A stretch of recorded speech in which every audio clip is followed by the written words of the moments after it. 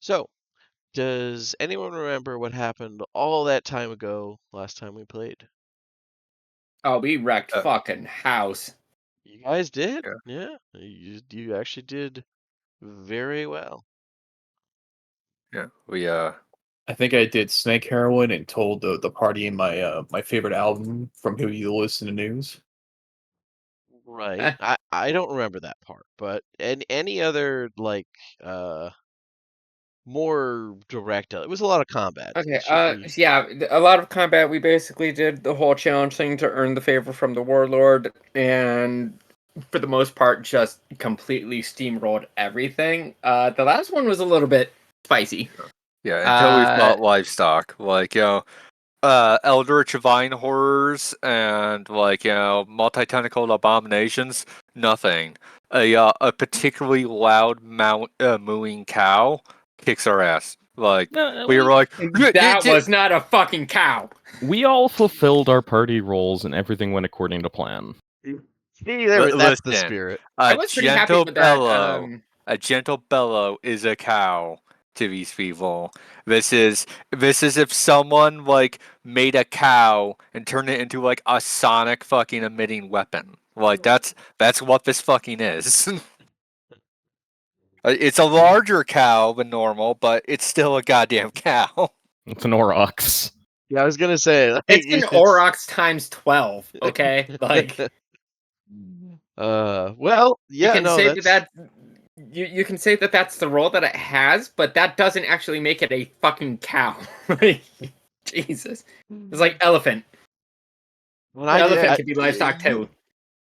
I It mean, would it wouldn't have made any difference, but I didn't even get a shit. Like you guys still handled it pretty well. Honestly, if it yeah. hadn't critted, it wouldn't have even a downed purser the first round. So, I, um, the reason That I was was pretty funny saying though. that is we were like, this is easy. We're gonna do for an encore. Fights a cow. Fuck, this arena's got hands. It's not a fucking cow. uh, anyways, but yeah, no, that's a pretty accurate assessment, all things said. And yeah, you guys are currently in Surixurul Isru, and you have just passed the uh, challenge of in at the very end of Festival of Loyalty Vows with flying colors. You decided that there was a chance of humiliating the Border Lord by going above and beyond. So at at the end of it, you just decided, hey, we were already beloved by the crowd, who were quite happy to see something that wasn't just a re-emphasis of dominant tribe is dominant. So yeah, you guys gracefully accepted the boon, or at least yeah, I don't think you officially said what the boon was, but you were invited to his table, and the no, I think you did say what the boon was, and he seemed really caught off guard by it and thought that was like the funniest. Why would someone ask for like some weird nerd shit after winning? But um, yeah, you guys were invited to feast at his table afterwards, and that's where we left off. Did I miss anything? Um, yes, really important. I don't believe so. Cool, cool. Round one of round three. Yeah, that's fair. But yeah, so in that case, you guys, after getting the invite, um, you were allowed to return to your seats and watch the other challenges because, hey, you're not the only ones up for this. Some other people wanted to try, although given what you faced, you're kind of waiting to see what happens. There are a few, surprisingly, even after watching the horrors you guys fought. But to it's either offensive or flattering, depending on how you want to take it. That the challenges that these people face are a little less dangerous. It's also typically one-on-one, so maybe that has to do with how they decide things. Who knows? But even with like less dangerous things brought out, none of them managed to get far enough to earn a favor. Like two of the seven get past first round. Um, but the survivors of it, because there's not a lot of them, out of the seven, there's three survivors. They do gain a place at the Border Lord's table as something of a consolation prize. Seems like, hey, you live, you get a fancy meal with the king. But once that's over and they've patched up the survivors enough to at least sit at the table or be there for it, um, you guys can see they start setting up very promptly for the feast itself. It's a large affair held immediately after the oaths there, which they go through. Well, held immediately after the challenge because they went through the oaths. And let's see here. Yeah, most of the area around the arena is set up something like a picnic space, open air eating kind of, and thousands of Lutetia knights, warriors, and even more common folk getting ready to eat. Seems like that's the thing to do after this big spectacle. Most of the meat is in fish stews, but it looks like nearly 100 gentle bellows are brought out or were slaughtered, and then their carcasses brought up and are being roasted in fire pits for the occasion. Oh, They're also breaking open huge jars of corn beer with everyone getting at least a few cups.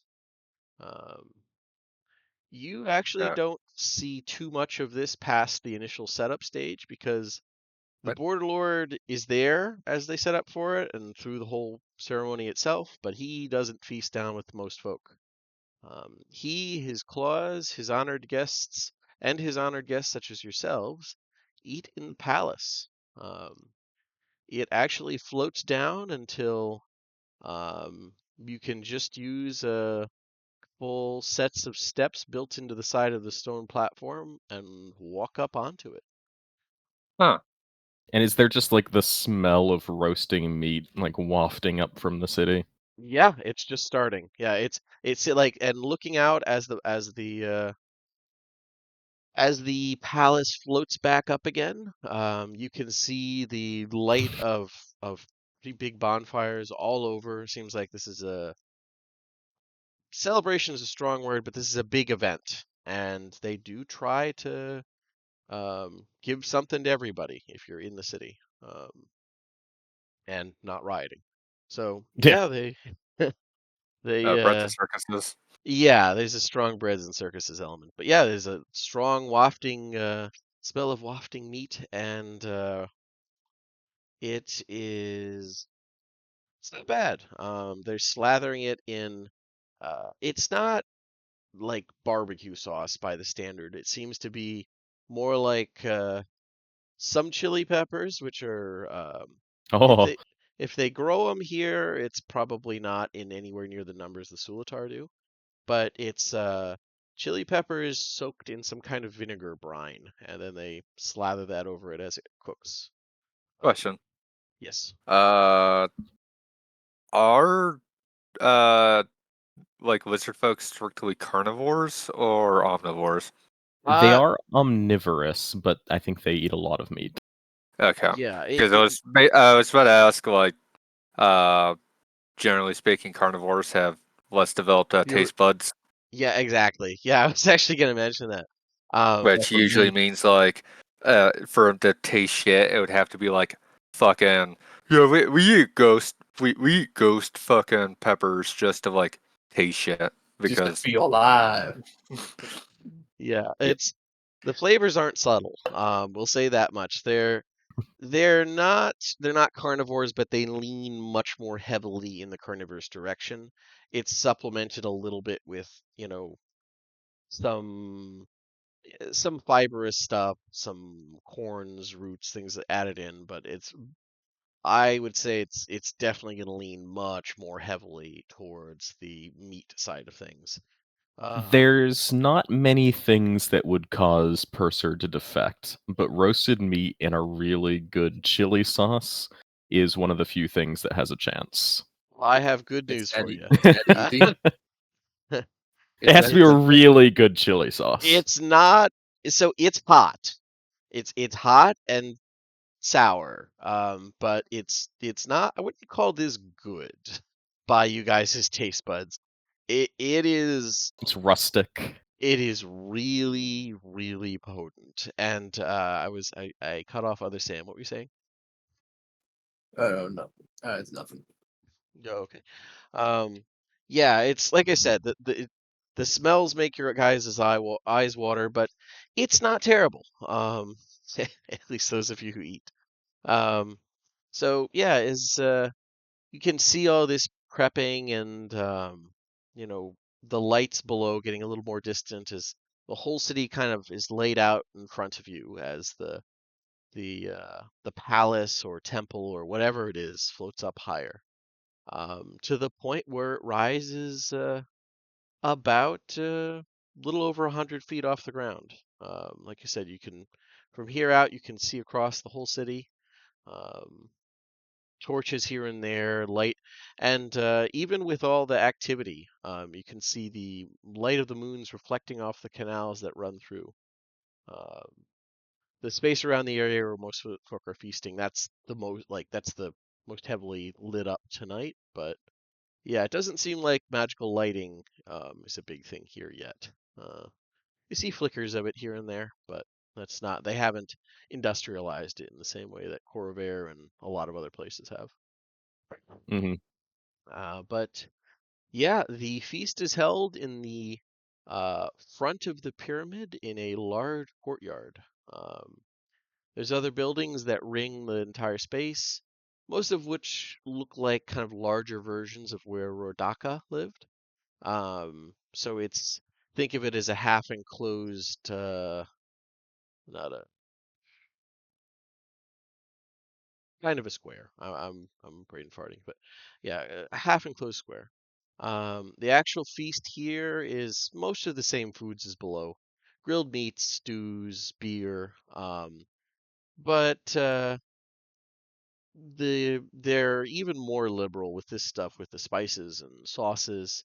Adds a lot more flavor to everything, which is to the point where you really are gonna have to like water some stuff down for it to be edible. The stew otherwise is just borderline medicinal in how over the top it is. Um, there's a particularly pungent mix of fermented fish entrails that is liberally added to about half the food. Think ketchup. Um, Another oddity is that everyone, including the border lord, eats while laying down on their side, usually with a few cushions propping them up so they can speak comfortably while dining. Um, there's another non-lizard folk present, and the like much.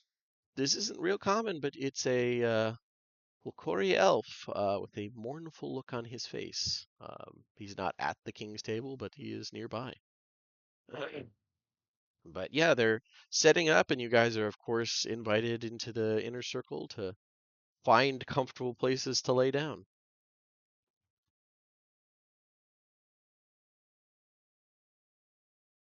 Yeah. Have I been to like a occasion like this before, or is this like too bougie for me? I would say it's the concept of bougie didn't really get going for most of the trial. Like the economic pyramid didn't rise to a sharp enough point for you to have not experienced most of this. The difference Okay. here is just how over the top it is. Like yeah, for the you've definitely been to like festivals and things like that where they did this kind of thing. Um, but yeah, you've definitely been to this type of thing before. Okay, in that case, Chochocho is going to be more like He's not gonna like defiantly like refuse to eat or anything stupid like that, but like he's gonna be leaning more to like showing them like especially since he's had a chance to eat both, so he'd probably be able to point out like the less mild shit on sort of more mild shit on the menu. Rather so like you know, sort of stuff that's going to be more easy for him. And like in doing that, he's more like it kind of gives him the emotional like insulation from like, oh, I'm eating at the fucking this asshole's feast, and more like I'm helping them, like helping my new allies not make asses of themselves. Okay, yeah, like the sea turtle eggs boiled in stew or something, or boiled in soup or better, that type of thing. Gotcha. Yeah. Okay, okay. Mercy is Um, just going to be following everybody else's lead. Given her lack of a mouth, she's just gonna yeah. chill. I like honestly, you guys are probably some of the only people who could, without offense, be like, "Oh no, we can't eat." It's you could claim religious, you could claim the obvious, "I'm a robot person." Like you're the foreign Yeah, that's a pretty element. good excuse. The foreign element helps you here. You're not going to give offense by that because they're like, "Yeah, that's true. It does look like a robot person." Okay, yeah, you get a pass. My olfactory sensors tell me that this is an exquisitely seasoned food. And Lizard folk, I, lizard folk I do just that. eat it. Oh, sorry. Go ahead. So I just eat it. Yeah, Yeah, Purser's just tucking into the spicy meat. there's a bit of a like they don't do it often, but it like you've picked it up from your new ally there. That it seems to be kind of a point of surprise as the lizard folk do a bit kind of a double blink where one set of eyelids blink and the second one does when you talk about your olfactory senses indicating they're just like okay.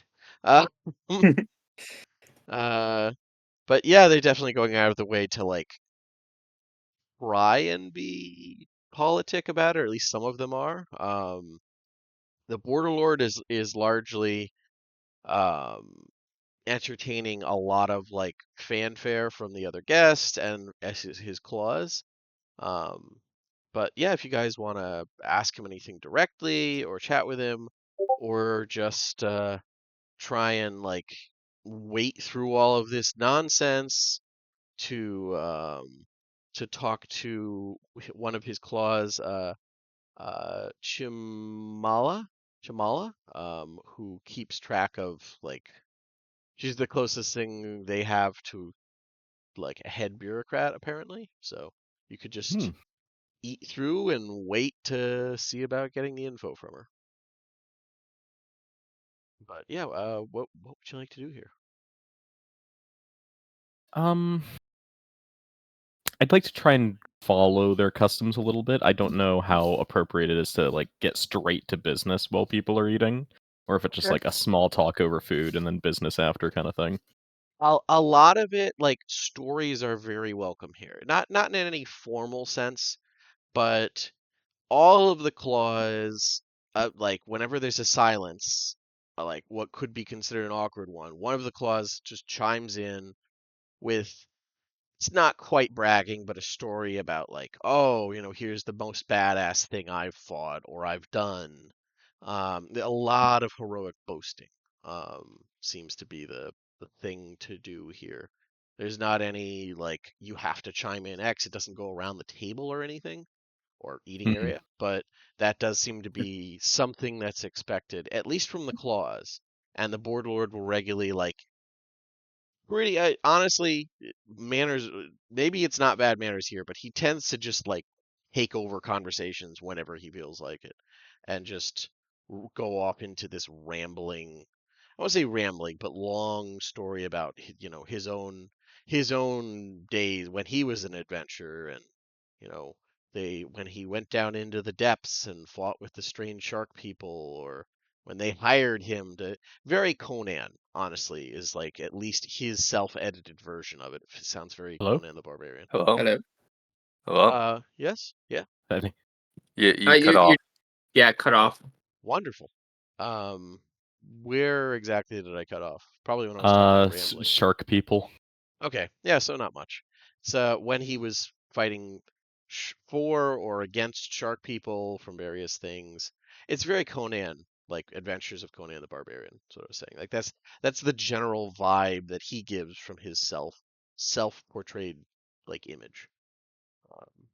Which when he starts telling one of his story, whoever else was talking pretty much typically just cuts off and lets him finish. That reminds me of the time that I killed 100 bad guys. Yep. Oh, really? Yeah. I mean, it just my go-to thing was just like, so me and my buddy Keith. Yes. Have you heard of the High Elves? Yeah, just revert to Oblivion dialogue whenever there's an issue. But yeah, But the do you body's guys still warm. There must be a killer on the loose. want to chime in with heroic boasting, or are you just gonna leave this to the table and wait to get to what you need to get to? At No, Mercy Will. I'm going to post. Okay. Hey, have you ever heard of the morning? You know what? No, they have not. Just make, I'm not even gonna think too hard about this one. They have not heard of the morning. it was a time where my people, where I originally arrived from, were in a massive war with another nation. Imagine this entire island against all of Casparian, that kind of amount of bodies thrown at each other to win of a war. Yeah, they like the let's see. There would be a few. There'd be a couple who speak common, at least here or there. So they're kind of translating it for the others. One of them goes up and tries to translate it for the border lord. You get the feeling they're, oh, you know what? That's how it's magical translation. That's it. That's because I was gonna say common would be a stretch, but yeah, Oh, it's fine for them, is it? with comprehend languages, I do speak Draconic. Do you speak Draconic? they speak lizard folk. They're isolated enough, yeah. Uh, But yeah, they're able to get it across, and it was fine for you. You managed to get through a lot of it, but much if to any of them every. work, I got 4 languages. They will be more nicer though. No, I mean honestly, just in they do have casters among them. Comprehend languages is within their, especially within the claws ability. They're kind of specialized shock troops.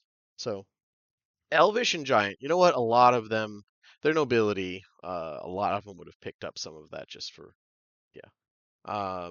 So yeah, either Elvish or Giant. Elvish probably would be the one they'd try and pick up as a trade language. So yeah, that definitely helps now that I think on it. But either way, yeah, they're relaying this story with definitely more accuracy than if it was in common. I keep forgetting. Yep. And I'll just go on. This last war was brutal on both sides. Our enemies got desperate and resorted to necromancy. We held the line until one day what we called the morning happened. Or out of Imagine waking up one day and your entire nation is gone. Wisp in a blink of an eye. And all that's left is a fog that clouds the entire lands, and all the people that are gone have turned into horrifically malformed specters that speak in their family's tongues. And they try to convince you to die with them.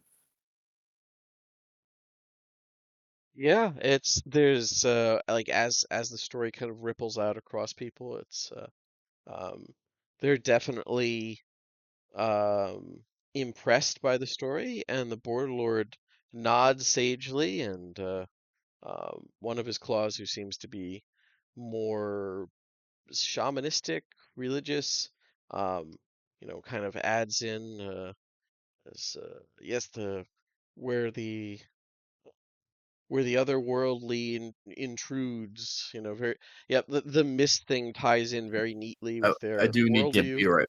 I do need to be right back for Oh, to get dinner, to get pizza, okay. but I'll just finish up and say I had to go back to my lands because I was away at the time and bury my family if there were still some were still there and recover some of my family's belongings. That's where I fought some of them. Yeah, I mean that's a very popular story once, like I said, once it gets across that fits in with their own worldview about like water being part of the otherworldly and a mist-shrouded land that's destroyed Hmm. by evil forces. Yeah, they really like it, and the Border Lord likes the story that, despite there being no reward besides honor, you ventured back into your homeland to do rights. Um, and yeah, that's definitely that's a popular story. There's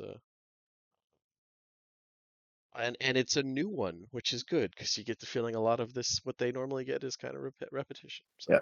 But Mm. what I'm trying to say is, I'm trying to tell them a story, a new story, to see that we are warriors, and basically a don't fuck with us kind of story. We handle this kind of stuff. I don't know if that's what they'd get from it because they like, but they definitely approve of your story in general. Yeah, it's Yeah, I but think it's kind of a story of I can handle this stuff. I mean, Per- the hmm. whole issue with that would be this is a oral tradition like warrior people, which basically means like everyone's like, oh yeah, like when I went down to like the dungeon like a month ago, I fought like 50 fucking ghouls. Like you wouldn't believe how many ghoul. Meanwhile there's actually like five, like standard like And that's why I'm pre-modern, like going into hilarious exaggeration. and that's why Like, I'm kind of not saying it, but I'm going into detail so like no, I'm not extrapolating. yeah. I mean, these are pretty seasoned people. And the Border Lord, for his part, at least parts he's able to get directly. Uh, he seems to believe you, at least pretty thoroughly, and he is genuinely impressed and comments that your tribe was lucky to have such a an honorable member, someone concerned with their well-being even in the aftermath or afterlife. So, yeah, it's gets points from him. He did a bit of an insight check, and you weren't lying, so yeah. Um, but is there any other stories or anything else you guys want to detail? You've done a lot at this point, all of you. Hmm. Um, I think that Mercy would actually kind of tell a story about one of the larger battles that she had been a part of, um, with an emphasis showing that she was actually on the side opposite of a purser. Um, Okay, okay. Yeah, um, that confuses them a little bit because it's like how many sides, but on the other hand, not too much. It mostly the numbers that they seem to think you're. There's probably some private reservations that like, oh, you're obviously doing the hyperinflation when you say it's like, oh, our army had tens of thousands. Yeah, yeah, sure did. But they they do approve of like this is all very warrior coded. They approve of that thoroughly. yeah, I think that she would actually kind of tell the story of her sisters, the other Mercies. Okay. Yeah, they're like they wait until you're finished with most of the story, but one of them eventually can't take it and does try and intervene and ask, you know, uh, if they're hearing the names wrong, because like the the idea that warriors would be named Mercy is a weird one. That's their like they wait through most of the story, but one of the less patient ones does kind of intercede and ask if they're like if it's probably a translation issue, is what they're assuming. Why didn't Optimus just shoot Megatron? Yeah, Um, yeah. There's what? Why are these humans constantly deceived by people literally called Decepticons? that yeah something along those lines. um, But yeah. okay, in that case, Mercy would just be silent for a moment, her eyes slightly dimming as she kind of like processes and tries to figure out how best to word this. But then she just goes, I understand why there would be some confusion about our naming conventions, but my primary task on the battlefield was to bring mercy to our wounded, a mercy that we would extend to the enemy wounded that we captured. But if we are incapable of protecting ourselves, then we cannot bring that mercy to those who need it. Okay. All right. That one they really like that, and there's a couple like tail slaps actually, and a couple like grim chuckles. They really like what you just said. Now, they may have misinterpreted some things, but they really like the idea of it. And there's rumors that, "Oh, maybe I will take on title of Mercy." Yes. Um, they seem Gragnar the Merciful. they seem to have interpreted that as like you're going or you were doing Mercy. That's definitely what they got from.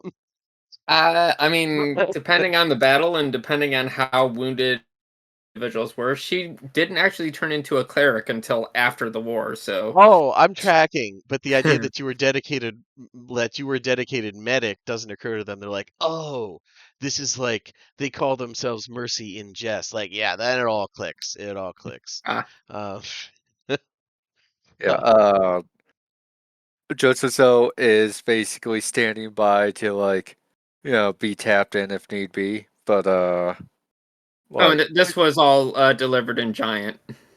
yeah, I mean they're doing pretty good. Like you guys are doing pretty good. So in far. that case, Jotsuzo does not know what you're saying. Yeah, fewer people understand Giant than Elvish, but it's another trade language. It's the original one before the fucking elves got so big here. So that's still something that's fairly commonly spoken. So. He has struggled just to learn common, and if anything,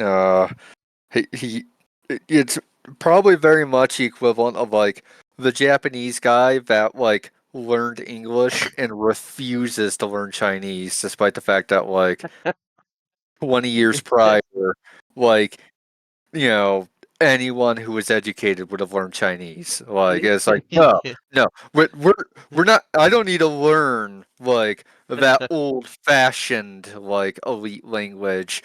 This is a new age. Yeah, that's fair. Um, but yeah, overall, I'd say with that, especially with that, like the story was popular before that because they liked the idea. Oh, the foreigners, have to put down rebellions too. But when you talk about, providing mercy to people on the battlefield, they love that. So it's another popular story. Yay. Yeah, Purser has a story too. Okay, yeah. At this point, He'll they're eager for it. Yeah, you're following. It's a hard axe to follow up.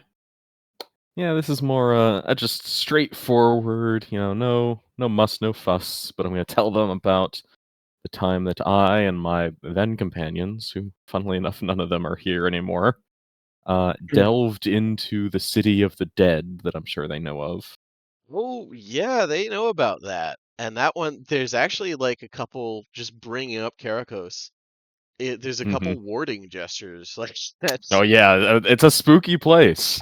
and they have a taboo about giant ruins in general, and that's like the worst of all the places.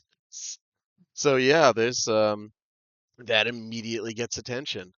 And the border lawyer doesn't quite cut you off in the same way, but he actually references, yes, I was there. Did you meet the terrifying monster with the mirrors? And Purser will make like a very similar gesture from the Church of the Silver Flame and give like a shell-shocked nod. Yeah, I survived to tell the tale, yes. he he came to me and saved me from monsters, she said. I would uh, I would show the islands the strength of our people. He puffs up looking very proud. And Then yeah. I'll continue and tell him about the servant of the Lord of Stillness that we encountered, who brought the stones to life under our feet, and looking at her was death. Yeah, Mercy is Mm. listening with rapt attention because she has. Yeah, like honestly,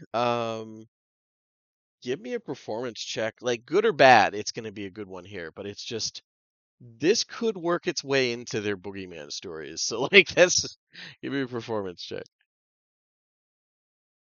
Yeah, 17. Not that's bad. that's fantastic. Yeah, not bad. Not Purser's bad. got that exotic flair. Yeah, Well, it's not bad. As bad as the morning, but yeah, it's pretty good. well, the morning is so alien is the issue. Like Mercy's stories and yours were good. This is directly tied to something they can understand, but there's like an extra horror twist to an already horror story. It's Like, Cthulhu meets Dracula. So yeah, they're this is like in 1890 trying to convince like a people at like a crowd in New York City of like the horrors of Gettysburg versus the horrors of a war of a Triple Alliance. but no, It's it's important to me. this yeah, this one is enough that their shamans are actually get out some sheets and take some notes on like and Yeah. occasionally interject on, you know, basically if this Lord of Silent Stone, if one were to fight this thing, you know, what did you do? In Oh oddly boy. specific terms, beyond like bereft of their usual bragging horseshit. Like there's they actually are asking for some details here because you know, maybe if they ever happen to be on the main island, they want to know what to do if they run into this fucking thing. Purser is so unbelievably happy to discuss the slaying and dealing with of monstrous creatures, Okay. of great evils, and he will like he might even get sidetracked if they ask too many I was gonna questions. say, I feel like Jotazazo kind of would need to save you here because, like, going on one of your silver flame, and th and th and then you have to pull out the tail using the spell. So and like, um, if Jotazazo wants to, he could swoop in and rescue the story when it looks like the Border Lord is starting to get a little bored. Uh, It's like watching Star Trek and tuning out when they get to the nerd shit. Yeah, it's exactly what it is. Yeah. Oh, I was Yeah, fine until the tar monster came. Yeah. yeah. I would. Yeah, my whole thing has been trying to be like cultural attaché, so I would definitely like swoop in and basically like Nudge him you back know to the heroic shit. Yeah. Yeah. yeah like yeah uh, wise one like basically the equivalent of like if you're going about Star Trek or going about like that one time Kirk fought that like lizard guy uh like Yeah. yeah, to talk about that one wise one like very much kind of like Cisco punching Q. yeah very much steering you back to like the quote unquote action scenes Mhm. Yeah. Yeah. You're getting him back to the YouTube clips. All right. Yeah, that does save him pretty well. Because like it was a super solid start, and you kind of in their eyes start rambling in a weird way with like the nerdiest of their elite. Yeah, you But started going into your autistic data dump. Yeah, It Jotazizo saves it, and you pull it off with a spectacular flourish. They love the story, and all three of the stories are definitely going to be retold. Probably not like claimed because there's a lot of dishonor about that, but You yeah, see, that's there's this guy called the Emperor of Mankind. Oh no. yeah, yeah. Cue he's the he's bros. he's a really bad dad Yeah, yeah. He's a really bad dad. Cue the bro sitting across from the incredibly disinterested looking woman on the date with him. But yeah, either way, all three stories are smash hits, and yeah, the Border Lord. I mean, you don't actually need to talk to him, but he is definitely eager to talk to you guys the rest of the feast. Um, and he's like a lot of his stuff he'll go into like, when he's not trying to like not tit for tat, but when he's not trying to like One up us. re-emphasize, not even one up, just like re-emphasize. Oh yeah, I've done exotic, crazy things too, because you guys kind of came in out of left field here with like genuinely other side of the world stuff. He's traveled the islands. He hasn't traveled the globe. But yeah, he like when he's not doing that, he'll go into like the allies he's made, and he kind of gestures towards the Volcor tribesmen as like, oh, and I have foreign allies too. That's Sujor. He's last of an old allies tribe, uh, Kemsa tribe on Keten Island. Would would have made good tributaries. They were strong with special magic that held back curses. He came here asking for aid in getting rid of hungry dead. Uh, full Oh full moon shit! cycle Does ago. Mercy perk up at that? Yeah, I was Uh, Wait, about did to he? say I'm pouring Purser one of the beers for him. It's saying, and you better be writing this down. it is incredibly bitter and very potent alcoholic beer. It's um, I told like you, doesn't even have to drink it. yeah. It's Blake. It's yeah. There's not a lot of great things to say about it. It'll get you drunk. Um, but uh, we were going to give it, but we were still finishing off rebel tribes. Nothing could delay the festival, so he forced a wait. Um, but yes, when his tribe was around, very important. Catan Island will likely be simple now. He sounds very disappointed. There's a couple like equally mournful nods. You think some of them are even genuine from his claws about not having to fight some group of Volcori on the one island. Balthasar nods his head and Somber of the Threat of War thinking to himself, just wait until you die. Don't worry, you'll be missing out. But yeah, with that, the feast goes through, and as soon as it is polite, you can excuse yourselves and get Chimala, who also excuses herself fairly early, can see about getting census data from. Hmm. Yeah. Meanwhile, I just, back on the previous thing is like, 1994 Street Fighter. On the contrary, I mourn. Yeah, pretty much. Um, but let's see here. Let me look it up. As far as actual population numbers they give you, unsurprisingly, they have more like with the whole island united, they do have higher population than the Sulatar, but not by much, which means before the plague, they were, in addition to the other problems, they were outnumbered. Let's see. But hey, now it could be an opportunity.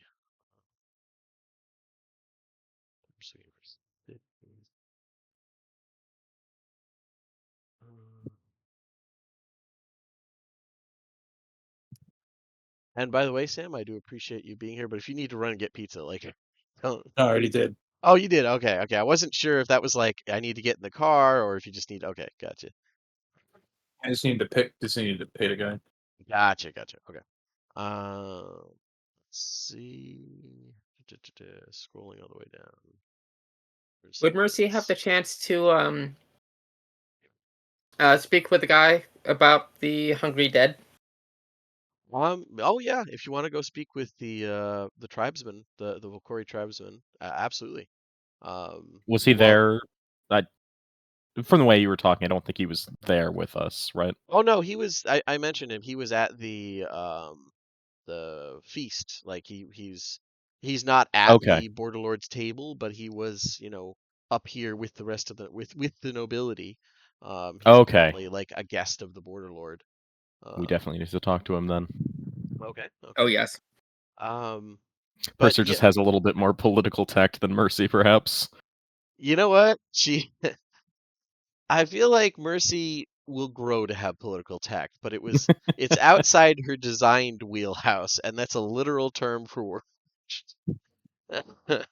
But the oh, here we go. Okay, so the rough population that you like probably with a little bit of maybe not inflation, but like a little bit high, it seems, is about 65,000 for the whole island. Like the whole island population, which they consider under them, is about 65,000 Lutetia lizard folk who pay tribute and blah blah blah blah, all that stuff. Um, so that's nothing to scoff at. They could field a decent army, even if it's very much pre-modern. Hmm.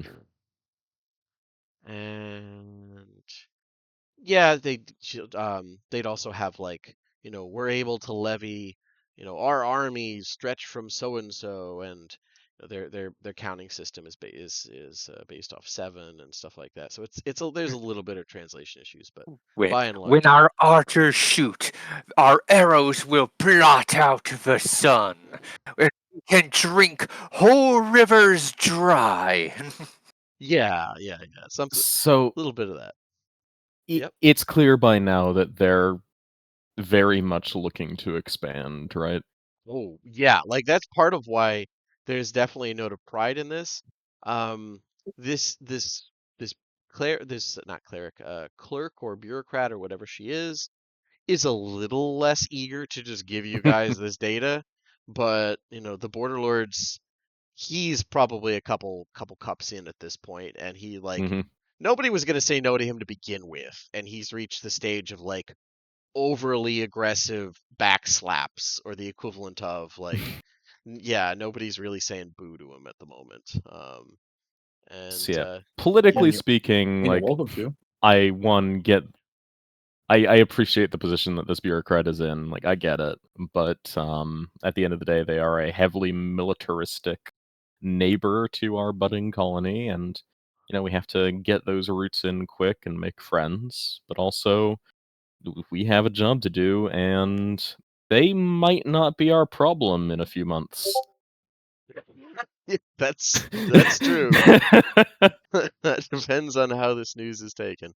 Um, uh, but yeah, she's willing to give you that information, and like I said, the Border Lord, he's in full like, you know, slapping his tail on the ground, and like there's a few winces, but there's a couple claws who know well enough they just didn't eat a lot or drink a lot, and it's like when the inevitable and now we wrestle type thing comes up, they were basically on duty for that, so they just kind of volunteer, and like two or Hmm. three of them wrestle the Border Lord at once and get thrown the fuck around. Yeah, That's that type Dad, every single time we have a family gathering at Dad's, of thing. Yeah, there you go. But so yeah, while all that's happening, and Purser, once you've gotten the information, if you guys want, you could go and speak with the Sujor. Oh yes. Yep. Okay. One sec. Oh yeah, and as far as other besides the raw number information, they're very proud. They control the whole island. And you know what? She probably brings it up because as like a numbers person, she's a lot of the other claws come to her to handle their money or their resources rather. It's a pre-coin economy. Um, Yeah. she will mention hopefully to you guys, since like they've grasped that you're not necessarily part of the city state, but you like hopefully you're involved, and you're elves, so you've got to have some affiliation. Um, so she will mention that if if you're looking to buy slaves, they're very eager to sell. Same thing you've heard before. They have a lot of prisoners of war that they want to get out of the city when they can. Um, but let's see. Okay. Approaching the Volkori Drow, once you guys are done getting the quest info. Oh wait, Mhm. that reminds me. Let me the date up. Same date. So, the he seems a bit surprised as you approach, but um, nods respectfully. It says, "Hello." Salutations. I am deeply interested in hearing more about this hungry dad you were speaking of. Oh, yes. Well, um, I had thought I was the only non-Lutetia here till I saw you. Um, I'm Sujor. Um, Hello, I w Sujor. My name is Mercy. Hello, Mercy. You are very strange, but I have been told this many times. I understand. are you from the mainland? I am from Corvair, yes. From the That's city. no mercy. We're we're not from the mainland. Hmm. You We're look we're, like we're from across the sea, Sojor. ah. Shit. I did not know they had scour forged from. Regardless. What was that Yeah. word? He said scour or scorpion forged. It's the Elvish translation is odd. Interesting. He says, I'm trying to get the Border Lord to aid me in retaking my home from the evil that infested it, as you said, hungry dead. And I will put Tell his us info. everything. He nods. This is a request. He's gotten a lot, so he's told the story. So let me get the character. Here we go. Image. NPCs. Coral. There we go.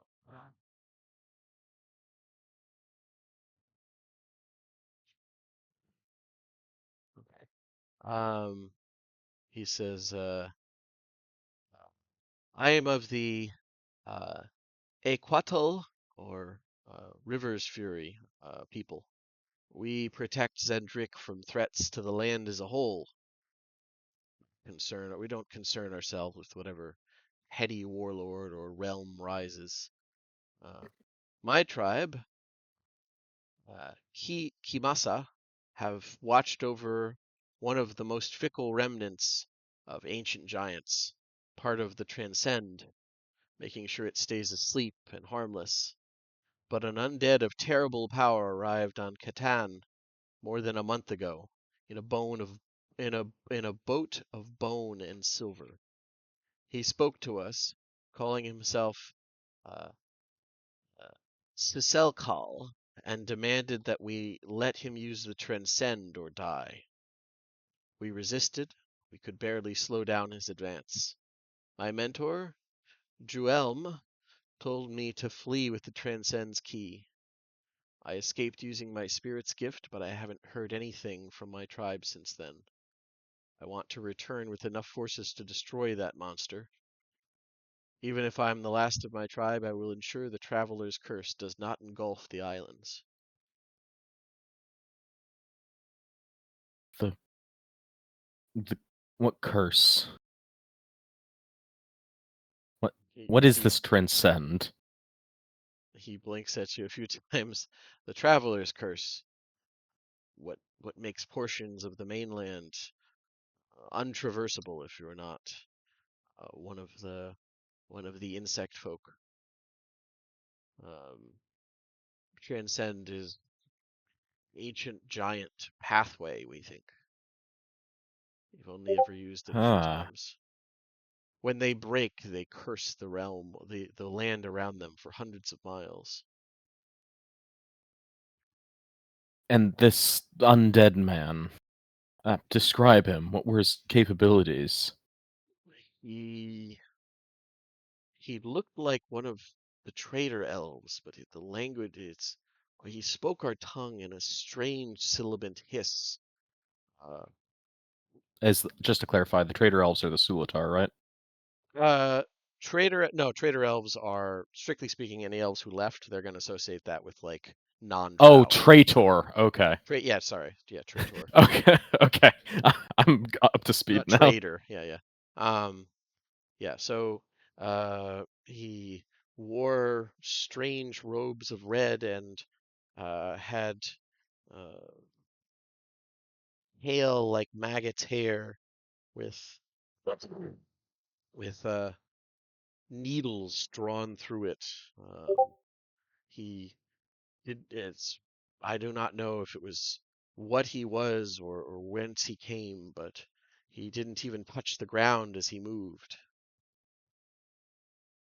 Did his eyes glow? Did you see his teeth? Yes, his eyes glowed yellow and he had grand serpent-like teeth. Serpent-like teeth. That could only be fangs he's describing.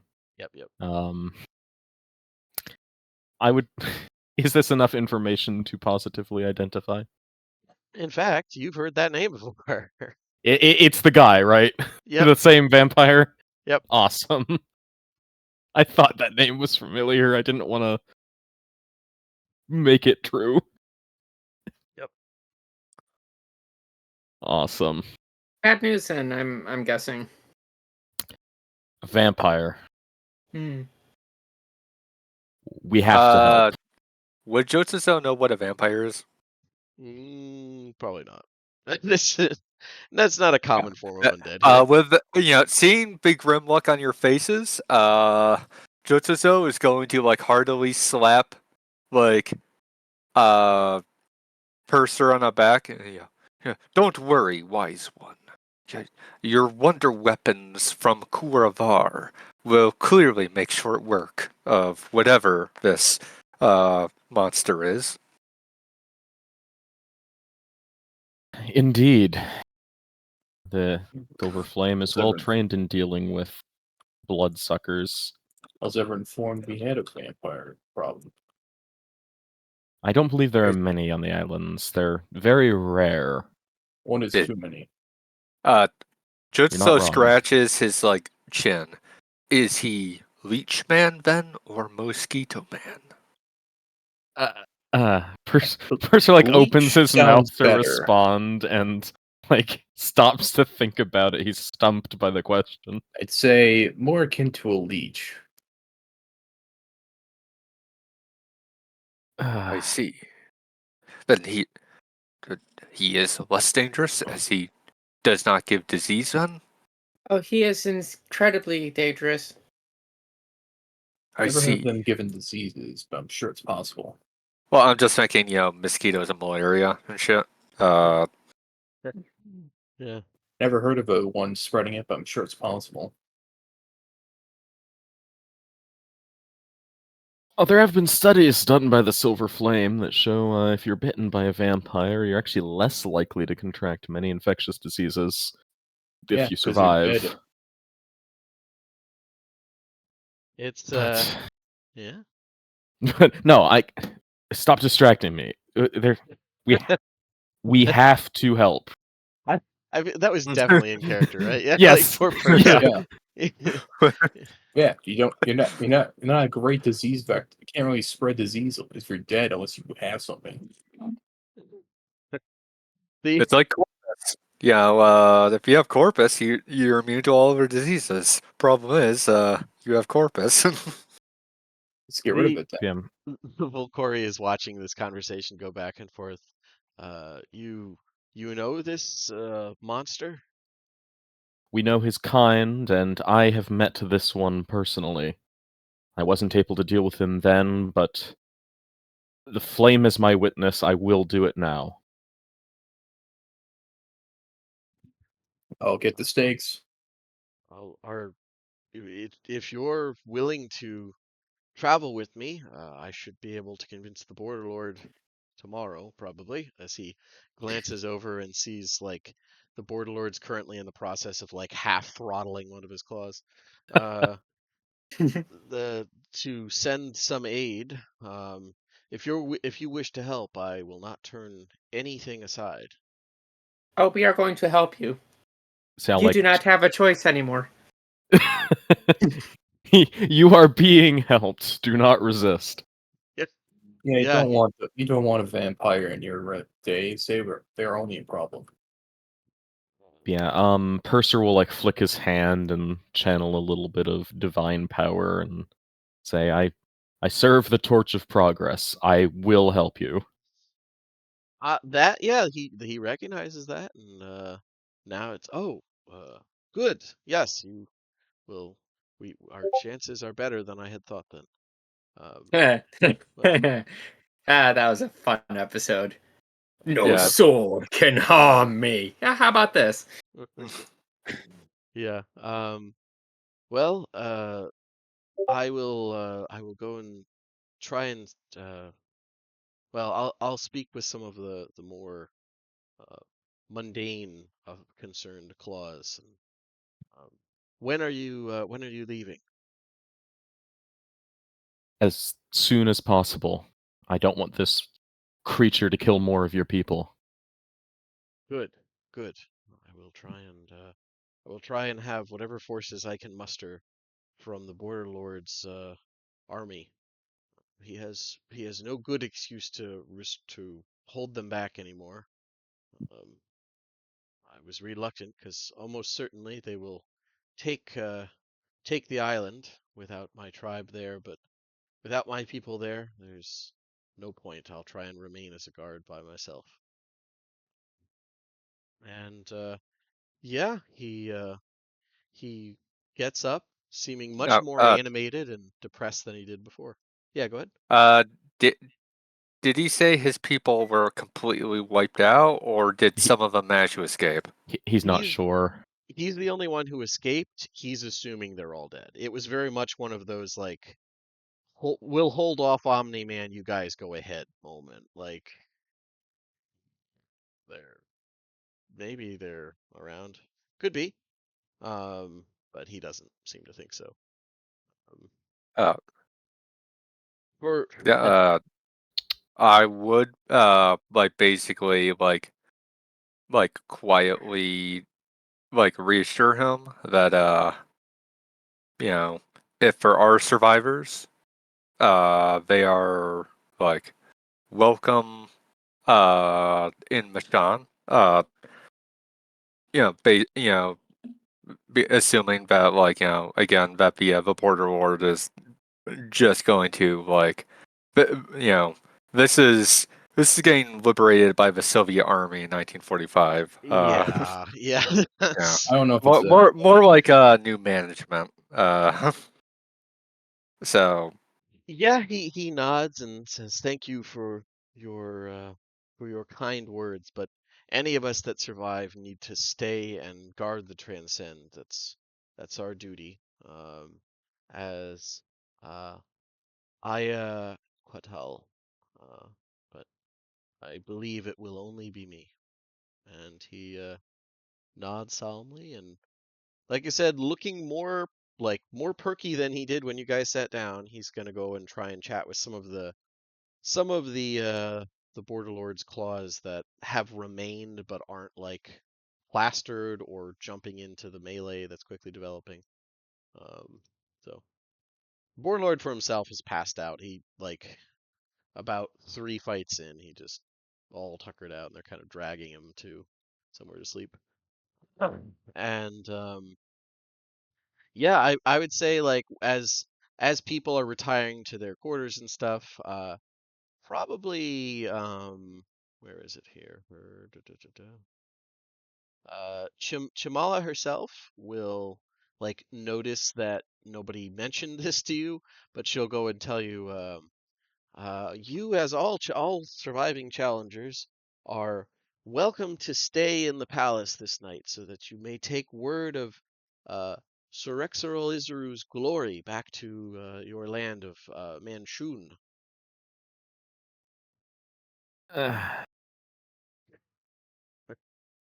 But yeah, you guys not have an invite to the palace.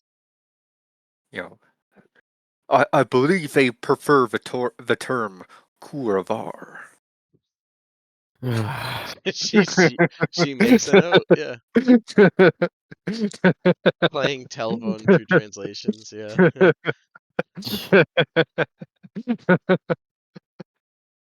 No, we need to return to our ship and prepare for departure, I think. We should be ready to leave as soon as Sojur is. Okay. Yeah. I mean, you definitely can. But they're not quite an assistant, but they do like show you the rooms at least, so you can like, yeah, See they've how got like fancy it is. that. Yeah, that's pretty much it. It's all this the whole festival is an excuse to flex. Like, and as silly as that sounds, that's really important for this guy's leadership. So they want you Yep. to at least see what you're missing. But And we're like subtly responding by like, see where we're staying, what we have. I guess. yeah, I mean, they're like they want to stay on their ship on the big. All right, sure, whatever. Like, made of metal, that can't be comfortable. Uh, but yeah, they we were very nice we rooms. we even broke out the mosquito nets. Well, I mean, they mostly use incense, like really potent incense to drive out the mosquitoes. But yeah, but they were nice rooms, obviously lacking cleansing stones and magical lighting, but they're about as nice as you could possibly get here on the whole island, realistically. Um, straight, the bed is more like is pretty much an elaborate circle filled with like a surprisingly transparent form of leather or skin and stuffed with colorful bird feathers. So it's very like iridescent probably in the light. But yeah, on turning it down, they're not offended. They're just as long as you've seen it type thing. They're hmm willing to let you guys head back to the ship without any offense taken. And yeah, you can spend the night there without any issue. I'll just jump in and say, watch or no watch, nothing jumps you overnight. Um, and now that I think, like, Persia, did you want to explain vampires to them properly, or is this just like they'll figure it out when we get there, or like, We because do have some time on the trip, so I'll like that, yeah, brief it's a couple everyone. days. I'll go That's over the fair. specific weaknesses that I noted that he particularly doesn't like light and radiant damage as much as I can explain that in universe. Yeah, Um yeah. d- That's fair. I'll also talk with Sujor whenever possible and see if I can figure out any other weaknesses. Like, did he strangely stop to count anything? Did he enter any buildings twice? Did he show any fear of any animals? Stuff like that. Yeah, that's fair because that's a that's a very strange bloodline. Like the Silver Flame keeps pretty exhaustive records of vampires, and his weaknesses and the stuff he just ignored didn't really match what you guys have records of. So hmm yeah, that's fair. Also, my assumption is that he's a Mebaran vampire, but I'll also try and like any information I can get out of Sujor to narrow down and get more information. I Oh will yeah, gladly take. yeah. Like this is, uh, yeah, he's Mabaran. Like that, Sujor. What Sujor? He has surprising planar knowledge in like, especially Oh, for he a specifically knows. Jeez. I was just gonna yeah. be like, oh, is No, the grass dying around him? Like, yeah, no, okay. no. He pretty much relevance. Yeah, the grass was dying. He'll say like, I suspect it's because of the bar, ready to explain it to you, and then you know it. Yeah, So we're surprising each other by what we know. yeah. A lot of his stuff seems wrapped up in like you wouldn't phrase it that way. It's like, no, Atlantis isn't that's not the afterlife. It has your legends there because you tell the stories. No. There are like that type of thing. It's like Do you get chicken what I or mean? egg philosophy. Yeah. Yeah. But my religion is real. Yeah, sure it is. Um, but he seems surprisingly knowledgeable about planar stuff. Not like you wouldn't say it's an education of the 12. It seems more focused, but he's at least heard of and can identify all the planes. Yeah. So I mean, if they've like lived around a planar artifact for centuries at least, by the sounds of it, then yeah, they're gonna know something. If they've been here since the fall of the giants, geez. 40,000 years. Probably not since, but yeah, he does mention tens of thousands of years his tribe has been guarding Catan Island. Yeah, I'm not surprised that they know so much, even if they don't know like they obviously haven't done empirical like double-blind testing to figure things out, but I'm willing to trust folklore and stories and stuff. They're not real nerds. Close enough, yeah. No, they He work could with what they he have. couldn't list all of the emperor's children, but he knew the horse heresy. Uh, And he knows John Horse Heresy. yeah, exactly. Well, why Uh, would you appoint someone named Heresy as your main commander? that just seems short-sighted. Um, It's about but 40,000 Warhammers. yeah, exactly. But the next morning, when this a Quatal tribesman arrives, he arrives with half a dozen knights, both claw knights and water knights. So not like the Border Lord's personal shock troops, which are just his claws, but his elite army. He did send half a dozen of them with you to quote unquote help secure Catan and avenge the tribe that once lived there. Hmm. So yeah, Oh, also, yes. before we leave, Purser has some other preparations. Can I get a bunch of silver? Hmm. Bit of an offer for a first time friend.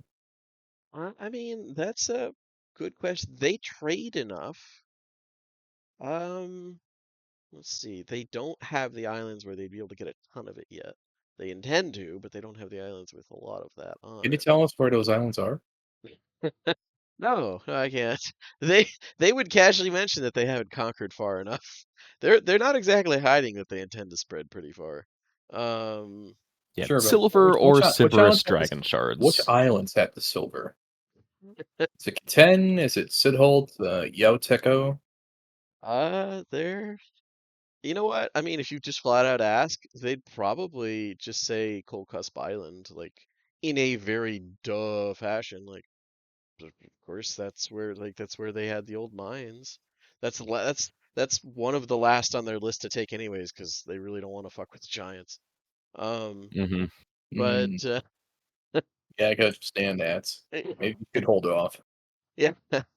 Um, but yeah, you know what? They would be able to trade you silver. It's primarily used in religious rites, but yeah, if you're willing to, I don't know, buy it, you could get silver. How much are we talking here? Because Uh, Purser wants to spend every every available bit he moment can. just cranking out holy water. Okay, okay. I'd say Yeah. they could sell you about 5 holy waters worth of silver, just on hand from the Claw's personal stash that they're willing to sell. If you wait a couple days, you could probably double that. No, I'm not Oh waiting that long, God! but You replaced the entire sewer system with holy water? Yeah, exactly. Hey, it keeps it safe and clean. Yeah. Sorry, uh, what were you saying there, Dan? I'm not gonna wait more than necessary, but 125 GP of silver is fine. Mercy, are you able to make holy water by casting the ceremony spell? That seemed like a very specific thing to say. Yes, I do. Well, that was just the out of character. Like you need this to do it. Yeah, no, I have ceremony. Do we So have to spell daylight yet? So between the two of us, I have 300 Yes, I do GP have worth of daylight. silver, so we can make 12 vials of holy water. Good. Having daylight will be useful if it's a vampire. Yeah, I'm going to switch that out for that. Among the weaknesses that Purser will talk about, he did have a notable. I think I did mention that actually, but a notable weakness to light, even above other vampires that Purser's Yeah, known they about. normally don't like it. Wait. He really didn't like it. Like, Yeah, no one likes looking at the sun, but he really did not like light.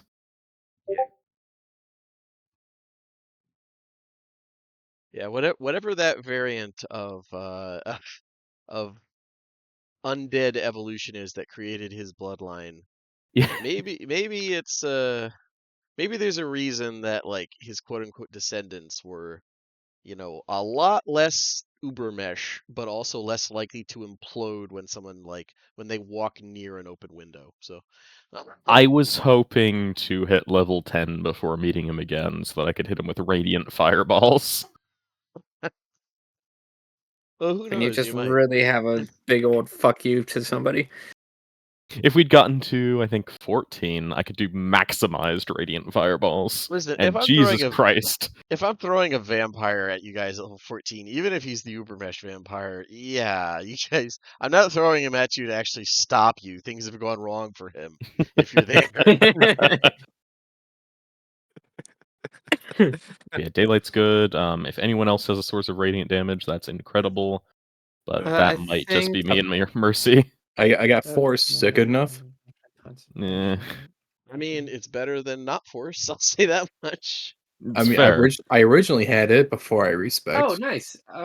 Daylight isn't concentration, Yeah, so I can pop it's- that, but also Spirit Guardians, which I Yeah, just- think Yeah. do radiant.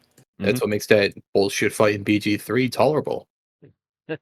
You're also not full of blood, which is a big factor. Since it was a very long time ago, in and out of game, I'm willing to do a refresher for what you guys remember, or what Purser probably remembers. Purser, you remember very vividly the cultists who tried to, like, not necessarily, they weren't really trying to free him, they were trying to kind of bind him.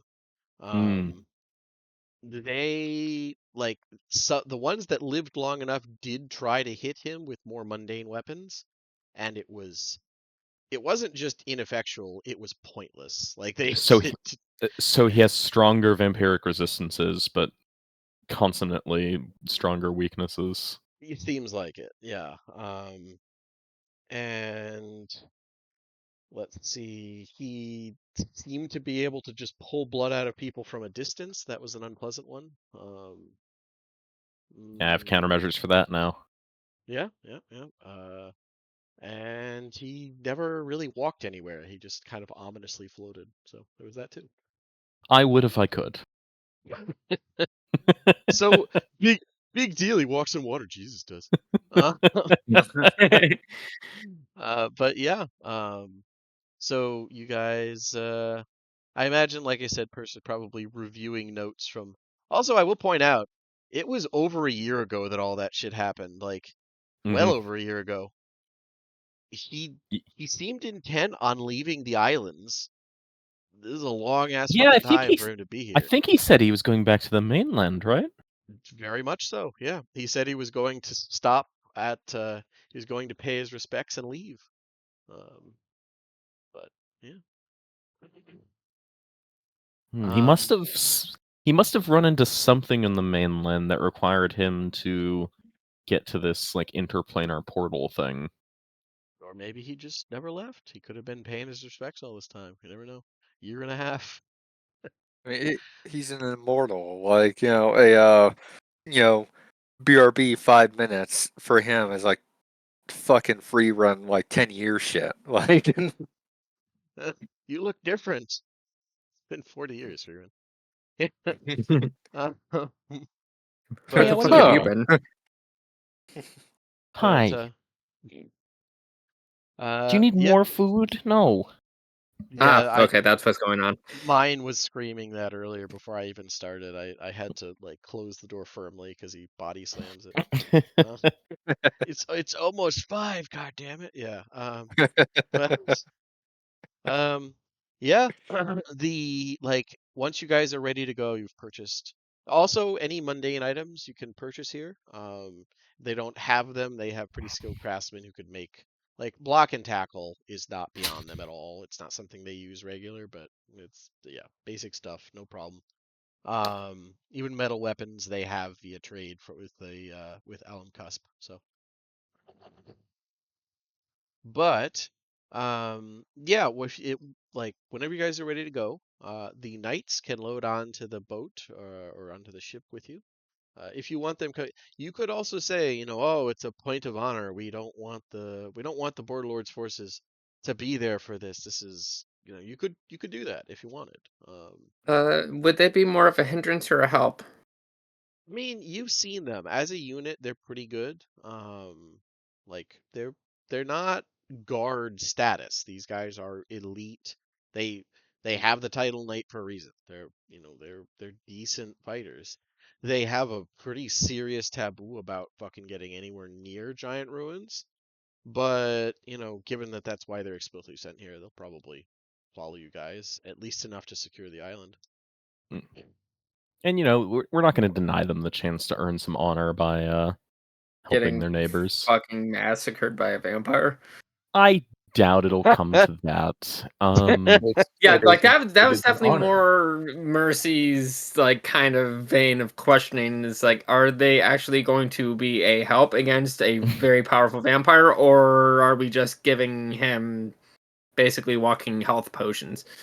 So the three of them are Claw Knights, which are like melee focused, not, they hit things, I hit them real hard. And three of them are Water Knights, which are usually some combination, like basically half casters. So not necessarily Okay. paladins, but something closer. They have a little bit of clerical magic, or sometimes druidic, or very rarely some arcane. None of these look like they got arcane, but um, yeah, they're people with some magic. So presumably they wouldn't be completely helpless in front of supernatural. Although if it was just the six of them against an Ubermesh vampire, yeah, that might be a bad fight. Mhm. But How many of them are capable of producing radiant damage? let me see. How many of them are willing to replace their blood with acid? It had run animal. None.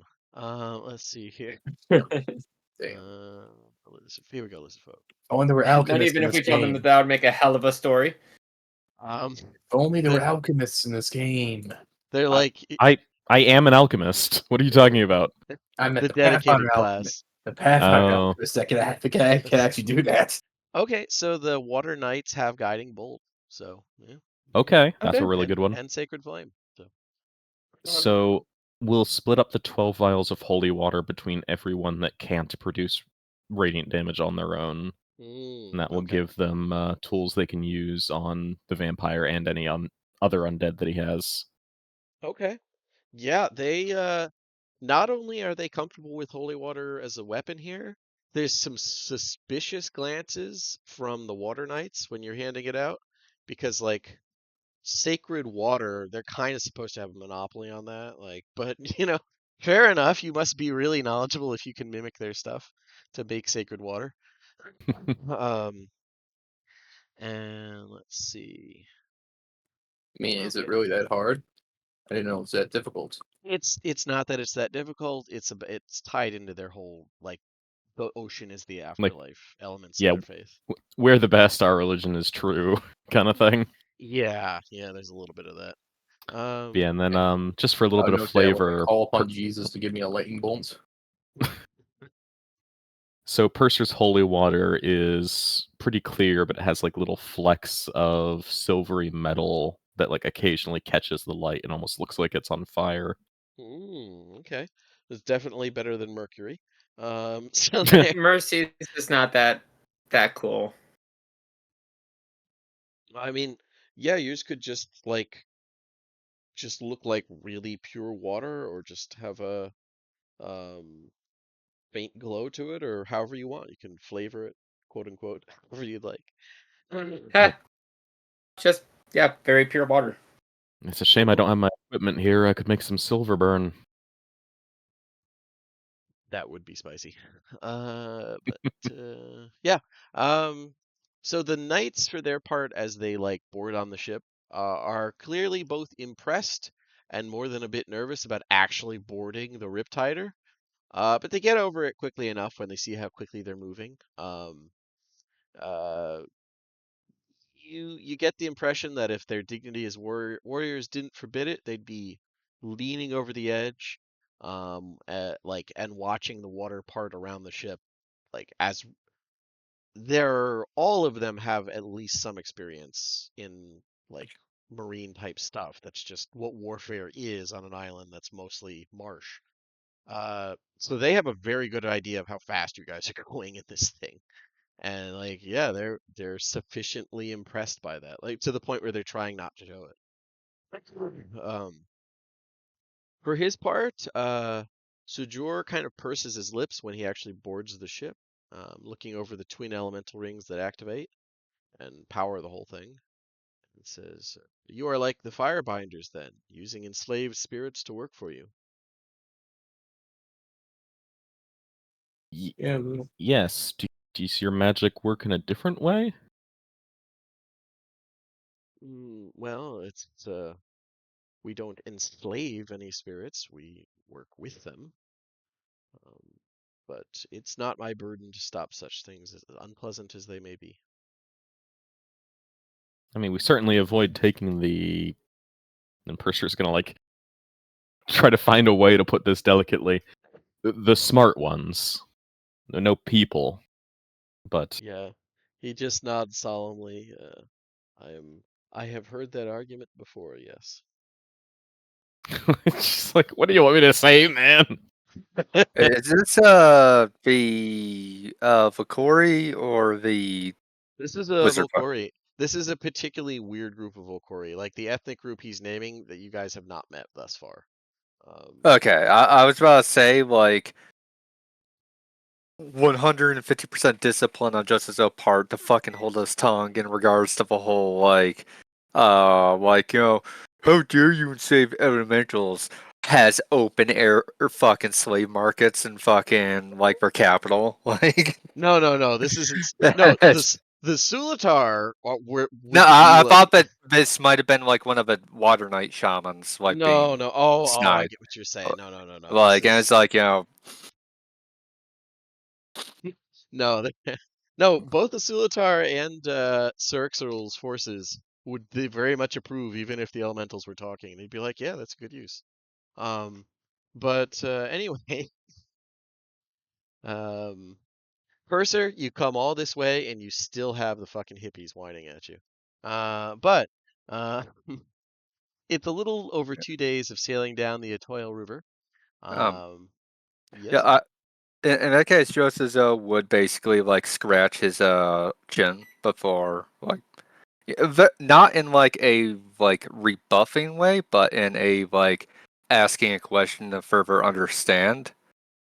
And it's like uh, uh that one could is like all I have heard of Vokori uh making use of gentle bellows, but they also uh don't take but also not take slaves. Could it be something similar?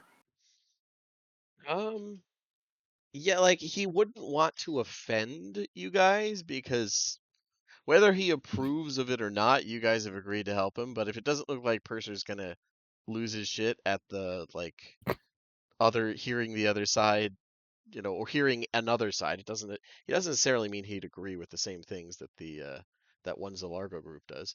But Yeah, Purser will take a lot of shit before leaving a vampire to destroy a settlement. and he's trying to tiptoe, he had to say something, but he's not going to Hmm. make an issue of it. Um, but yeah, he would explain as well as he can to Jotazuzo when he sees that it's like a genuine question. He would say, "Well, what I was taught is that among the many spirits that are here and are woven here into the lands and beyond in other places, um, some unlike gentle bellows, which one can communicate with with some certain magics, they're beings without any sense of corporeal form or ever having had them, are so sufficiently alien that even if they can't directly communicate, measuring their wants and needs um, is difficult to ascertain.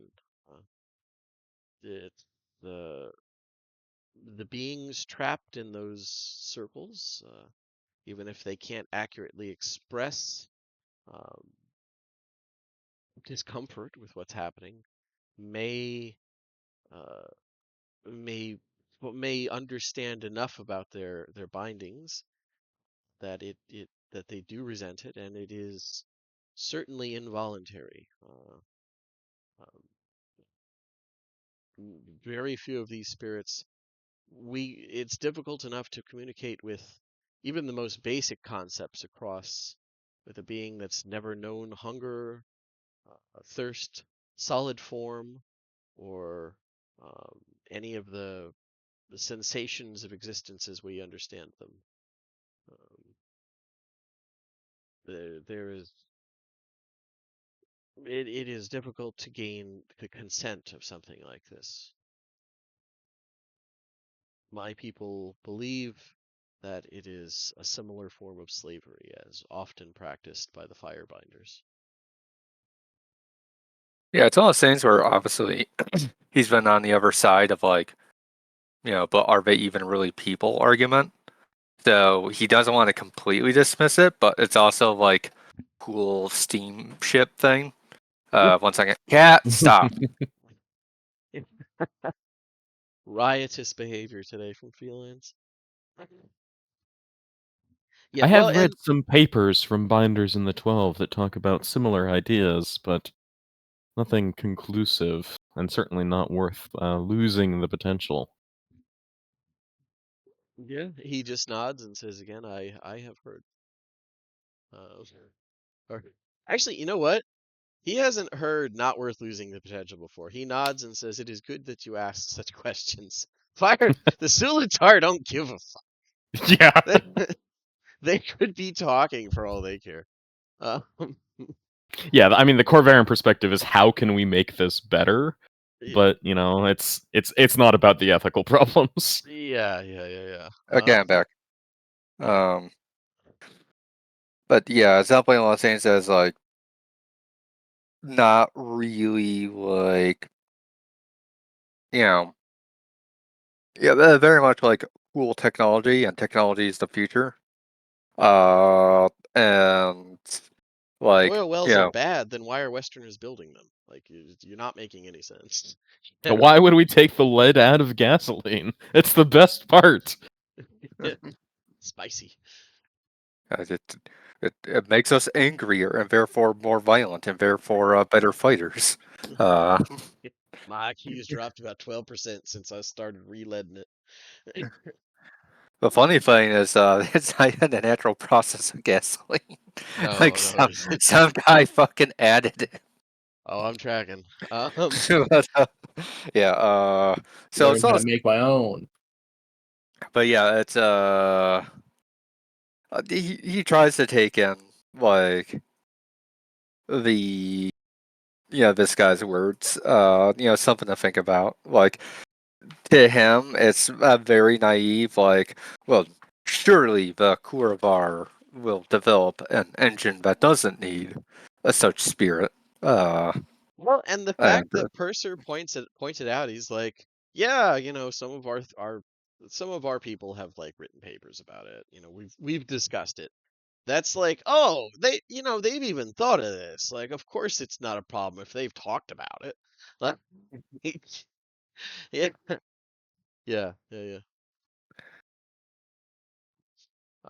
But anyways, like I said, there's plenty of time for you guys to hang out and chat or just do whatever you need to do to prep for things. Constantly spam spells, things like that. Yeah, pretty much. That's going to be what Mercy and Purser are doing like this entire time is just Holy water, holy water, holy water. Yeah, yeah, yeah. Domine. That's kind of accurate. A more militant version of the Catholic Church. But yeah, like I said, it's about 2 days sailing down the river, and out into open waters. And during that time, when you're not like Diaz vaulting and stuff, um, Sujor, Sujor would like now that you're genuinely on the way, and especially like once you hit open water, yeah, you guys aren't like this isn't some grift. And if it was, you wouldn't have agreed to a bunch of knights. So he is willing to explain some things that were asked that were not like elaborated on. He says, given what may happen, I wanted you to know the nature of what's happening. Um, my teacher Juelm, Juelm said that the Transcend Gates are the remnants of one of the ancient giant realms. They're doorways in the very air itself that let anything that can fit in them move from one place on Zendrick to another in an instant, like tunnels through nothing. She said they were very dangerous, but the ancient giants were foolish and relied on these for much travel. When the land was shattered by the wrath of the dragons, many of the gates broke, and the space around them, and with them the space around them, sometimes for hundreds of miles, as I said before. The distance becomes warped, and traveling in that area is cursed, uh, thusly is changed. Not all of the gates were broken. Some, like the ones my people have always protected, are simply sleeping. But if the gate is broken, then it will spread the traveler's curse across the islands. If I fall in battle, I want you to ensure the gateway stays safe. Will you swear it upon your blood and spirits? Question out of character. Hmm? Everything he's describing, does that describe a Mishann gate? So the Mishann Gate is a naturally Hmm. occurring thing think of that as like a tunnel that leads into a giant ass cavern that's just naturally occurring. You have to go through the cavern and then you come through the tunnel. What he's describing is just a gate. Yeah, just Um a permanent portal spell, basically. Yeah. yeah, but without the middle ground shit. This is just like you step in here, you come out here. Mishann's one you have to go through one of the little subplanes of hell basically to get through. Hmm. Yeah, the important thing about the Shadow Demiplane is that it's kind of random. It could have gone anywhere, and it. I mean, it might not be lucky that it came out in Mishann. It might have been like known to the giants, but it's we're here because Yeah. of the gate, not the other way around.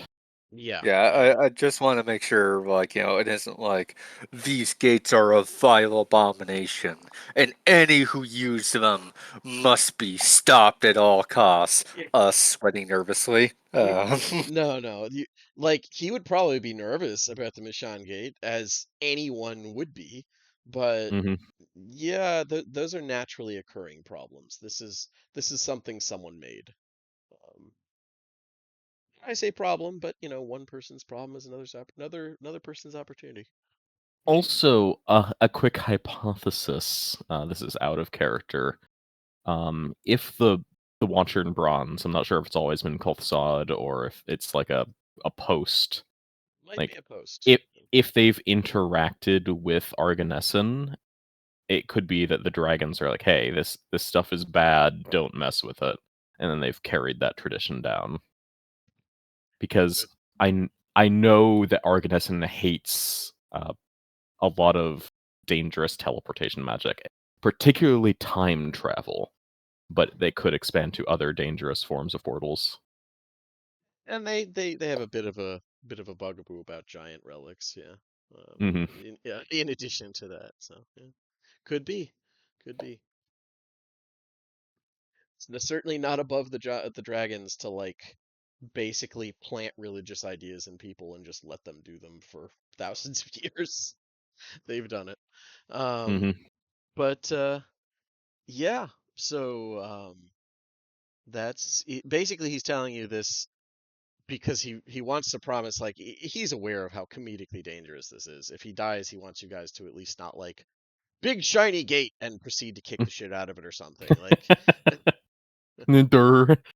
it, But yeah, I do so swear on the light of the silver flame. I will ensure the safety of the transcend.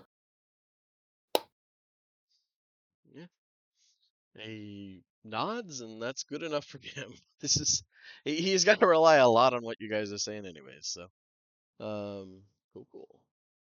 Oh, and for those of you wondering, like, it's a valid question at how useful the knights are. Honestly, this guy, although he's very knowledgeable, he's probably not as good in a fight as they are. Like, they are trained, not shock troopers, but they are trained knights in a military. He is a, like, shaman's apprentice. So that's as far as, like, power level. That's you get the feeling he's probably able to do some things, but um, you know, he's probably a lot more likely to just get pulped if something happens. In that So, case, his most useful position then would be just identification. We go in, if anyone is still alive, we don't want them to attack us. He can, yeah, like, yeah. he can convince them that we're here to help. Well, and like on a guide on the island, it's not a big island, relatively speaking, but still, it's not small. Like, yeah, not a Admittedly, big yeah. island, 50 something. Yeah. All right. Yeah, as far as the knights go, I think they're going to end up, like, just being screens for us, keeping spawn. Yeah, I assume it's going to be a vampire spawn situation.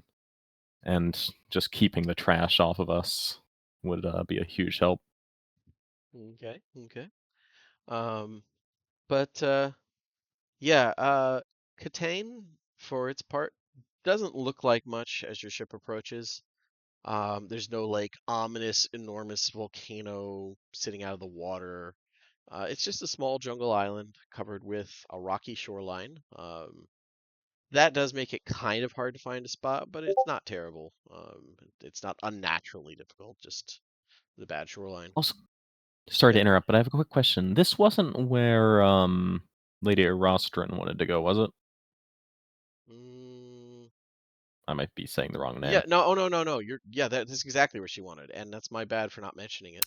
She is Okay. eager to, she had actually mentioned something about a transcend, but she was convinced it was a religious thing because it was, like, the record she's seen reference the giant god of travel and change.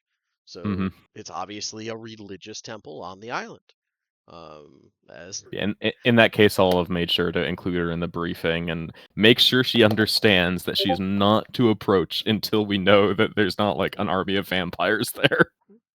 I don't want her doing some scatterbrained Mr. Magoo archaeologist thing. look, I found the MacGuffin.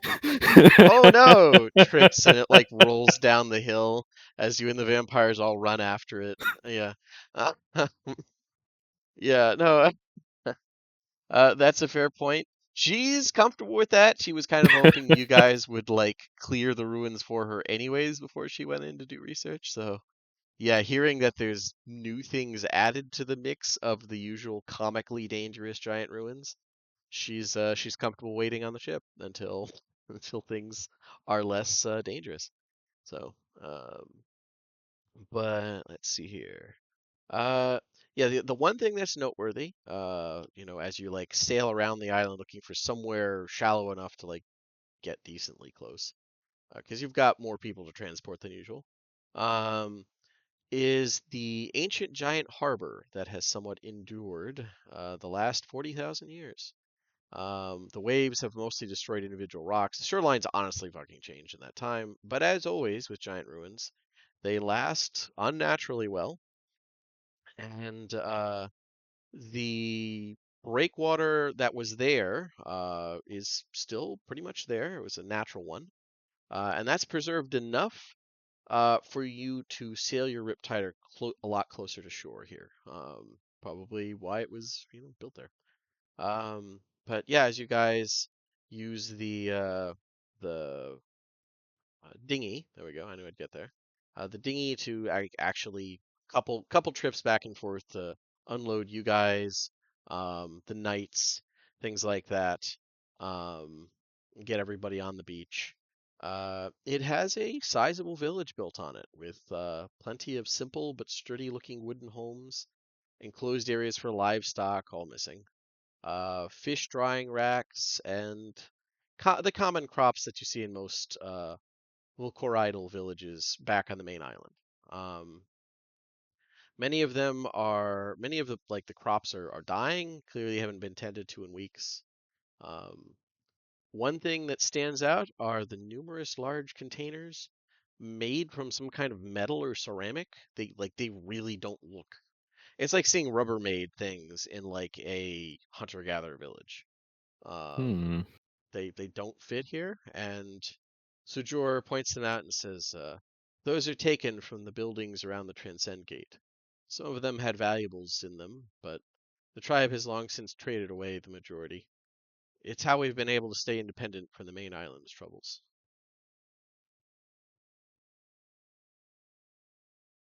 And Sujor points to a strange craft that's been partially beached nearby. That was the ship that uh, Call came here on. I'm glad it's still here. I was worried he had moved on, depriving my tribe of justice. And it is a ominous looking ship, I will say. Seems to be made of like black wood, or something that looks like wood, some type of black fiber, and silvered bones, all in vaguely mournful illustration, like not illustrations, vaguely mournful poses. Honestly, it looks like it should just fucking sink. Like it's a ship made of some type of really dense wood and silver. Like it doesn't really look all that seaworthy. Um, but it Just so somehow advocates for using the deck gun to sink it. you could, Uh, yeah, you could blow it apart. That would make a lot of noise. We're I would already say- barely stealthy as it is. I don't want to like alert the vampire that hey, there's a bunch of people with giant cannons coming. but Come but it's face us on very the beach. but it's That very based. that would be hilarious if you guys managed to like we lure him to the beach and just fucking We unleash we hell. want to ensure that he knows that he's trapped in here with us now. He has sadly never played Shogun 2 Fall of the Samurai. Yeah, yeah, exactly. Uh, um, yeah. Like I said, it takes a little bit to offload the knights, and Sujor, but they're very comfortable once their feet. Honestly, they're comfortable once they're off the ship. Like they don't do big open water much, but it's not rare at all to like go out into the the waters around the main island, or around their island rather, around Hamilton. So the and once their toes touch sand, they're looking much happier. Uh, and for his part, Sujur disembarks by activating the feather pattern tattoos that are like all across his back. And there's a large set of ethereal hummingbird wings appear, which he uses to just fly over the water and into the, onto the sand. And right Um, Quaint. behind him, a oddly armored lizard folk in metal armor just crashes like a fucking meteor behind him. yeah, Joseph says so. I can't let him go on his own. Just throws himself off. No, Um, it's not Joseph, it's some other lizard man. oh yeah, no, none of them are as they're very disciplined for an early army level. Like they're pretty familiar with we move as a group, and that helps us. They would not have won as much as they did if they No, weren't. I'm saying Rick magically appeared. Oh, okay, all right. It took me a minute. Yeah. Sure. He appears, lands in the water, drowns. Eberron remains pure. But Yeah, as we like disembark and get on shore, I'll like warn everyone to keep an eye on the shadows and any bushes or anything. Like, even an animal could be a dangerous threat. I don't know what this vampire is capable of. All right, I got the alchemist fire. Just don't let anything sneak up on us. That's fair. Yeah, if you burn the island, then then there's no Yeah. threat. Hey, something tells me vampires are not fireproof. You know, gates may not be wildfire proof either. We Yeah, just well, bomb Chernobyl. It'll be fine. Don't worry, there'll be a cool series based on this. yeah, I've done this dozens of times. We keep our cool, we go in, keep our eyes peeled, and we'll be fine. Yeah, Now I mean, I haven't done it with vampires, but just yeah. what language are you saying this in? Elvish or like Common? Or... When he talks to himself, it's in common. Okay, I'm hoping the not with vampires was in common because the lizard folk sound a little perked up when you're like, I've done this dozens of times. They're like, oh, nice. Uh, Yeah, if you said the other part in Elvish, that would dash the little bit of hope that they'd gain. yeah. Most of Purser's like live experiences, well, live experiences with ghosts. So it's different but similar. Yeah, It's the same idea. If you're superstitious or like just cocky, they'll kill you. They you've won't even gained a lot hesitate. more experience with ghosts since you came to this fucking place. So, Yeah. admittedly, they're not Babaran typically, but still, principle's the same. Mm. But yeah. So, like I said, once you guys are all disembarked, Sujor goes and looks inside a few of the homes, comes back looking grim. He says, "It's about 4 hours of travel through the jungle. We should be there by then." Um, and out of character, I will ask, with that in mind, when did you want to do this operation? Not at Dead. night, I was just gonna say definitely. dead of night, or there's nothing keeping you from just starting this in the morning and like trying to knock it out during daylight hours. That's perfectly reasonable. I think that's a good idea. Yeah, I think that's a great idea. Yeah. Fair enough. Fair enough. It's stick to the kryptonite hours. Okay. And then when we Um. find his coffin, we just camp it with daylight until he wakes up. No, we just open it and stake him, or put a ring on his finger, or whatever it takes. Yeah. Yeah. There's the tricky part might be like, okay, free object interaction. I stake him. He looks really fucking mad. All right. I open the coffin, throw in a thing of alchemist fire, and shut it and hold it down. That that would probably be a better initial thing. Yeah, that's fair. Um, it being a weird bloodline makes it like the usual vampire horseshit Yeah, it may not could fly. be anything. It could be that like he's paralyzed in his coffin on like days that one of the gods was killed or something. Like it could be literally anything. Well, I could use my arms, I think, to actually help me with strength checks, so I could just just incinerate him and hold the coffin down. Yeah. Yeah, we just have to be ready for anything and be just aware of ambushes. And if this tropical jungle turns into like a frozen wasteland, I know at least Purser is ready. So, but let's see here. Yeah, I've Okay. got my snowshoes and everything. Yeah. I will say, as you guys, without further ado, is there anything you guys want to do in the village before you start, traipsing through the jungle, or what do you want to do? And the village is completely abandoned. It is eerily silent and seems abandoned. Yep. I think we should poke through a few of the houses, make sure there's not any like spawns or anything lying in wait until nighttime. Yeah, you're free to check the ones that Sujar didn't already check. Also, it's been 2 weeks, so we're still level 8, right? Yes. I am level 8, so Good. Yes. Yep. Yeah, I was like, I don't think they're. Yeah, yeah, you're still level 8. Um, took me a minute. But yeah, checking in, you mostly find homes that some of them clearly have like forcible entry. Some of them look like they were like tried to, someone tried to bar it, but they were just busted in. But by and large, they're just abandoned. Spoiled food in some of them, things like that. Okay. Any signs that people got away? If there was, it's been washed away in the month since That since is this fair. happened. Yeah. I think we should just keep moving. Okay, fair enough.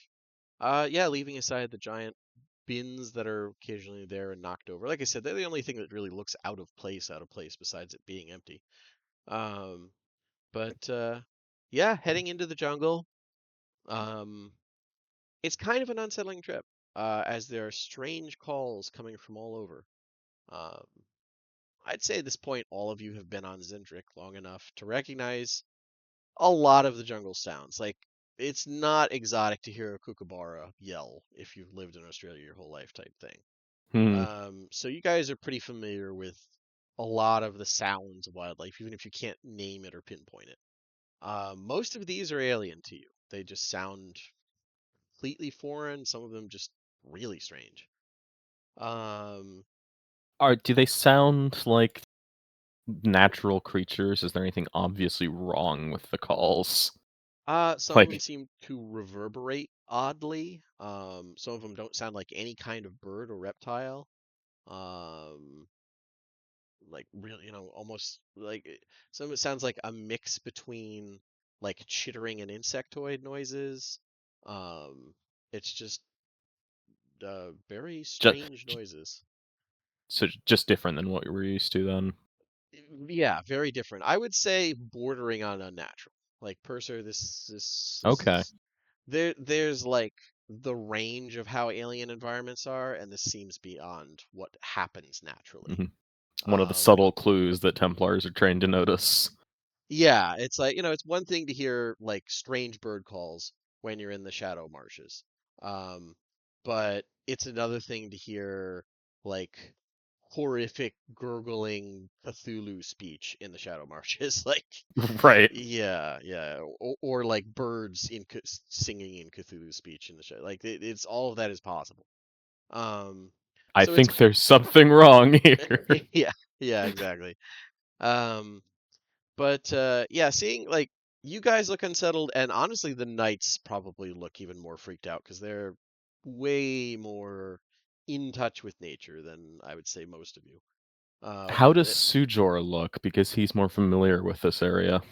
he didn't look bothered until saw you guys look freaked out.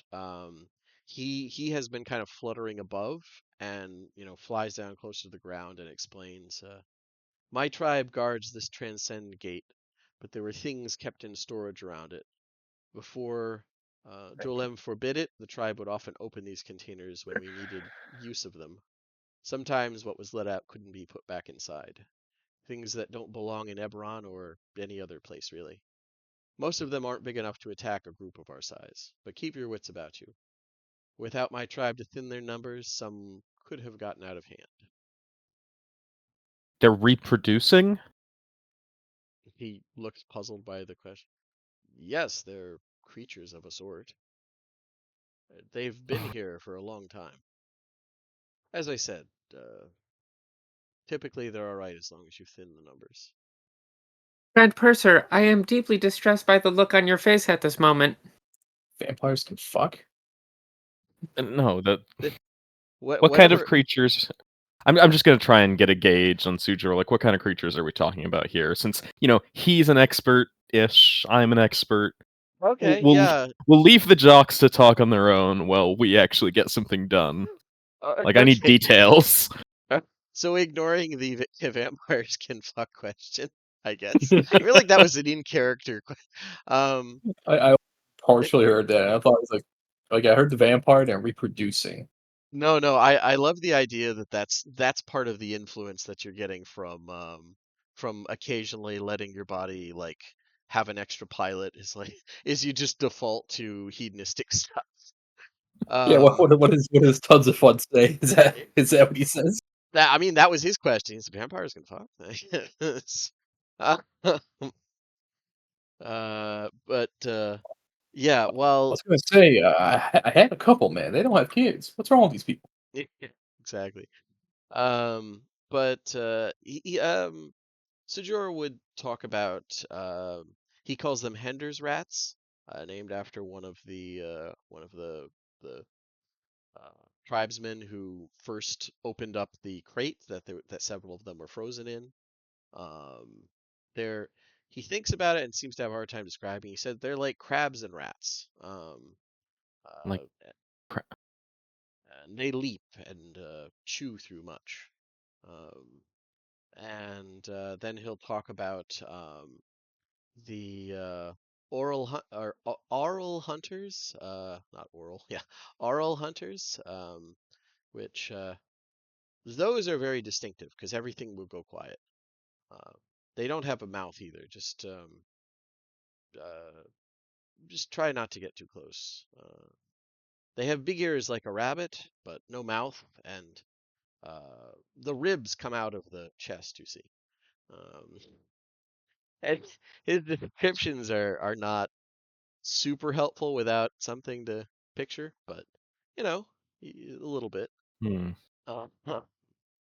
So just clearly plain touched creatures, or just Yeah, these are alien creatures entirely. they sound very aberration coded. Hmm. Um, Crab rats could be Kithri, to be fair. that's true. That's true.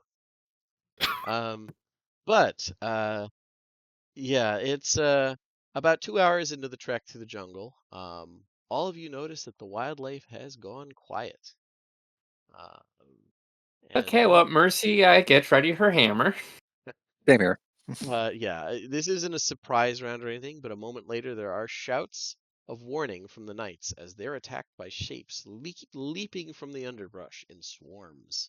A moment later, the same happens to you, as a lot of these things are what look like a cross between a rat, a mantis, and a nightmare fling themselves at you. Um, from the front, something else charges forward. An eyeless, jawless creature comes bounding on six gangly limbs, several thin membranes stretched over across bony protrusions along its back. Vicious spikes slide out from under the skin over its rib cage. And I will put those images up for you. Yeah, I kind of feel like that is more of a nightmare than the psycho mud crab things. Well, yeah.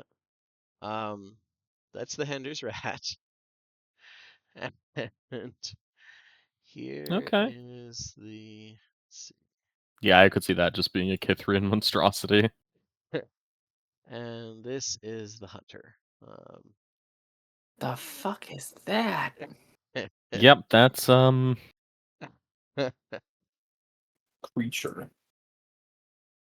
luckily Percher's plan is the same as always. It's I'm just just saying, burn them man, I up. got the alchemist fire. Let's see. Token layer. A massive wildfire can't be the worst thing that's happened to this island. You know what? You have DM approval on that. All right. Well, if I have your blessing. Yeah. Hey, Traveler's Curse is a fun thing to run as a DM. All right. Let's see here. Let me. Now, one thing as we engage these creatures, Percher's going to keep an eye on. Oh my god, those are big. um, Purser Oh, great. is going to try and suss out if there's any vampiric influence with the creatures, like if they're Give like me excessively long fangs and draining blood. okay. Yeah. Give me an Arcana check. Oh, As you roll initiative. goodness. 15. Well, one big factor is they don't seem hindered in any way by the sunlight. And they don't seem to have any vampiric influence in like Okay. the one. Some of them don't have mouths, and the ones that Right. do seem to have like two sets of jaws and are just chewing through any chunk of meat that they can shove into them.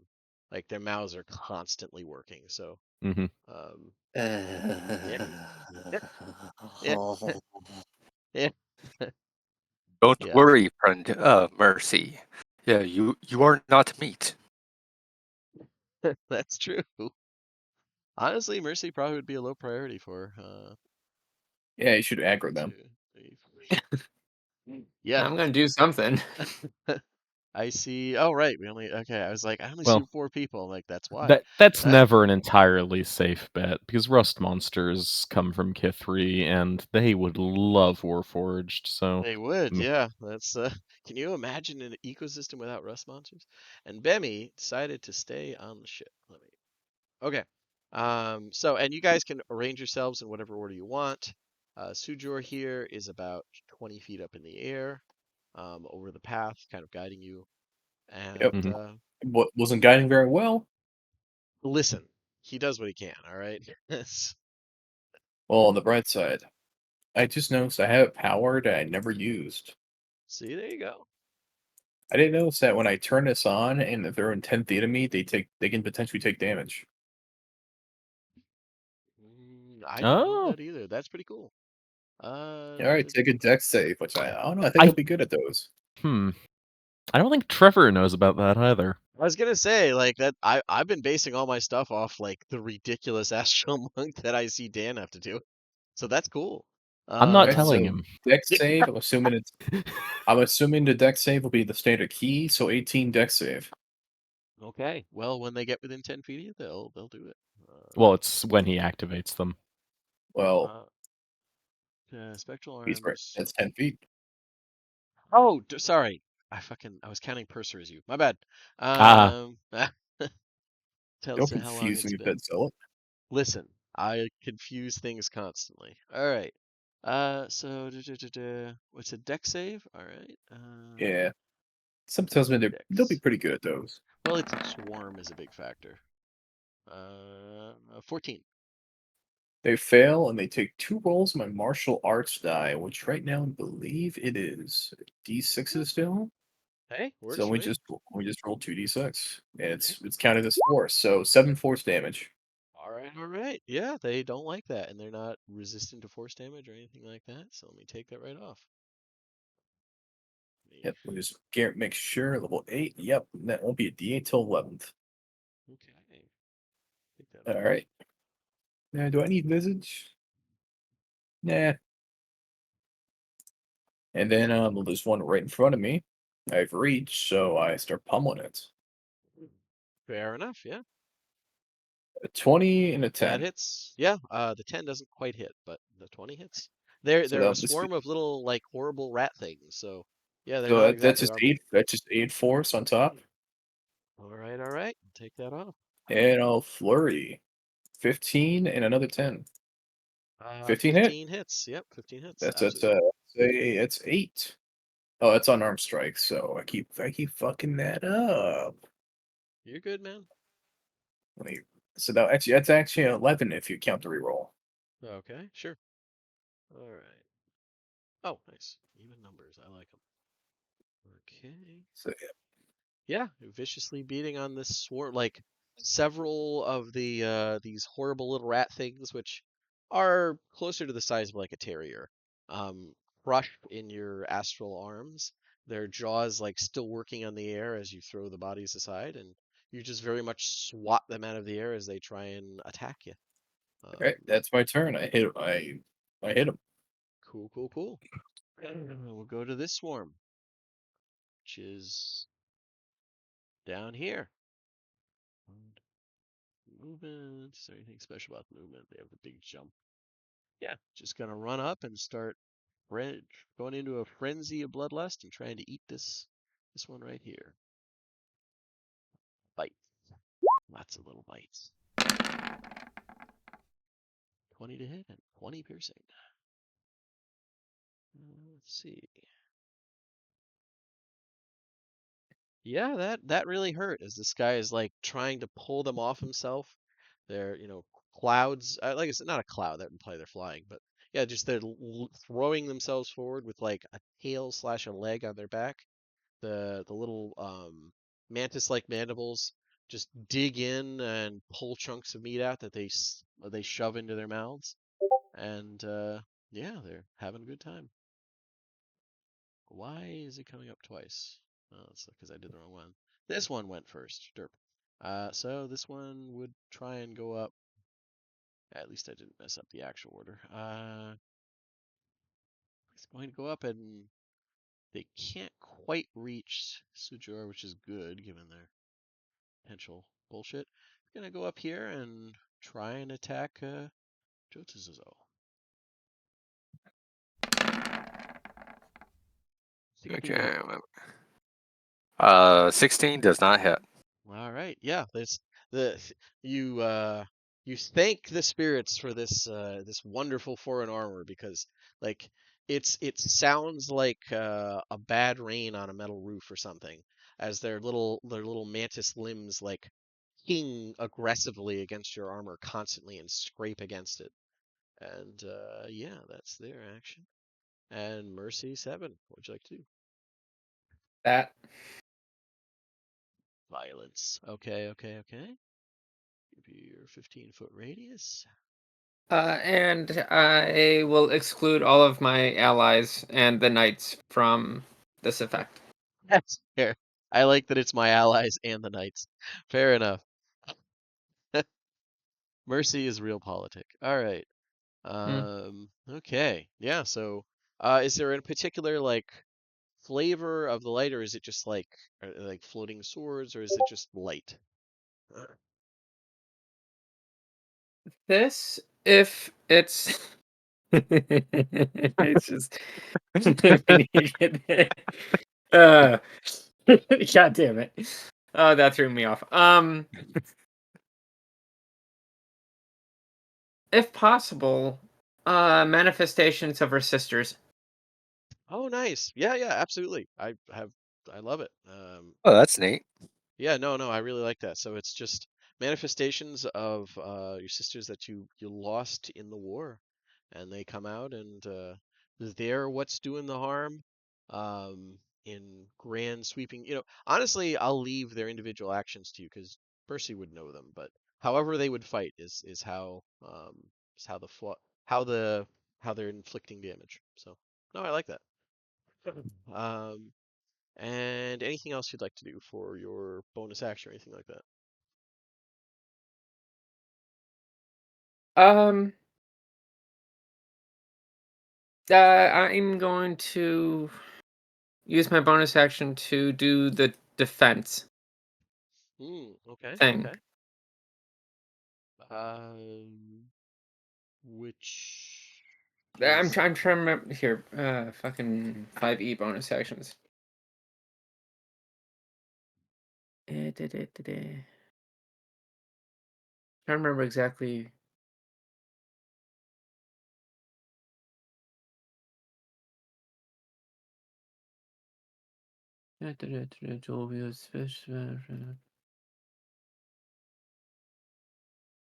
Hmm.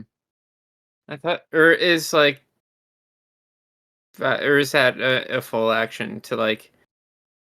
dodge is an action where it's like you're that's Ah, probably okay. yeah. That's what I was thinking of. No, I'm in a pretty good spot. Anything that comes into the hurty zone, then they're gonna get hurt, and I'm already affecting two of the Two swarms. swarms. So Yeah. And this swarm is looking pretty bad. There a lot of them were just smashed against the tree. Their purplish copper smelling blood splatters everywhere. Cool. Then we will go to this fellow. This water knight. Hmm. Yep, they're gonna do what they're good at. They're gonna try and hit this horrible thing with an upcast of guiding bolt. Pretty much just hip firing. They have it in mind because you mentioned be ready for it, so they're like, ah! Prepared spell fire. And 20 to hit, that hits. For 18 damage, pretty good. And the next attack against it has advantage. Let's see. Pretty good. Let me move mark so I can keep track because there's way too many things happening. Let me see if there's any special thing that happens when this guy's hit.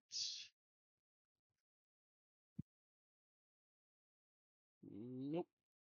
Okay. Yeah. So, with that, we go to this guy. His answer to things is much simpler. I go forward, I hit. This Claw Knight is going to go up and do a club and try and bash one with a shield. 6 doesn't hit. What a 17 does for 4 piercing damage, which doesn't seem to hit as hard as it should. Mundane weapons don't seem to hurt these things as much as they should, which sucks.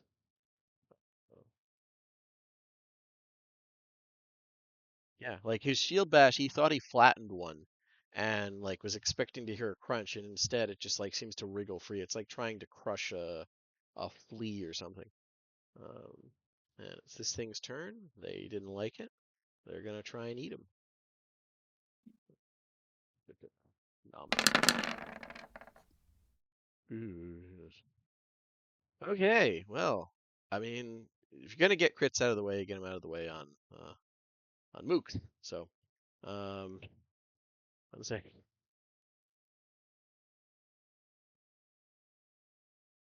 Okay, so 37 damage.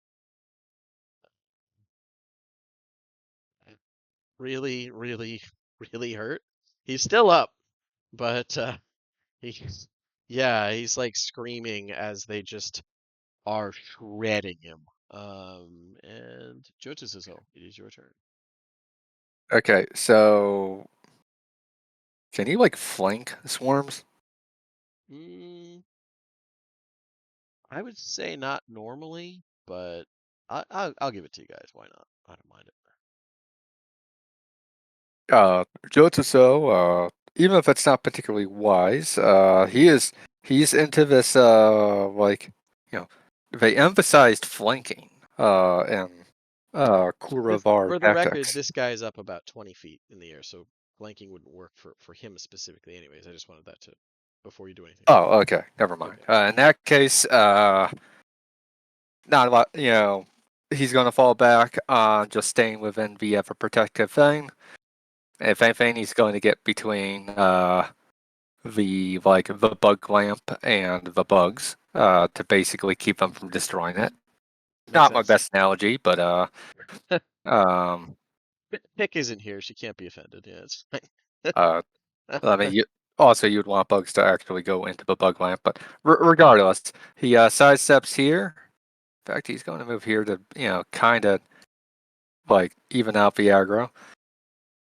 And he is just going to pull out his rat bashing hammer and go to work. Right. Bashing and I'm bashing. Fair enough. It's like entire generations of eldritch rats. That's a mess. Wow. That's my turn. That would you Well, win some, you lose some. it wasn't a crit fail. That's the important part. All right. Purser, what would you like to do? This boy here is Okay. having a tremendously bad day. Like some of them have worked under his armor and are chewing. Yeah, it's bad. Yeah, Purser steps in, shield raised, ready to protect the weak. Oh man, just the visual of that. Oh, Fuck wait these a things. minute. Okay. Thank God this guy isn't nearly like he's still having a bad day, but the damage was halved because he's not an armor guy. Okay. They worked under his clothes and are chewing. Oh, thank goodness I remembered that. He's basically like half barbarian. Okay. All right. That's much, much less dangerous. 1 sec. Thank goodness I remember that. Thank you, Purser. Okay. Okay. No, no. Hey, listen. I remember that because of the thing you made me say. All right. I'm Where's that? happy to help.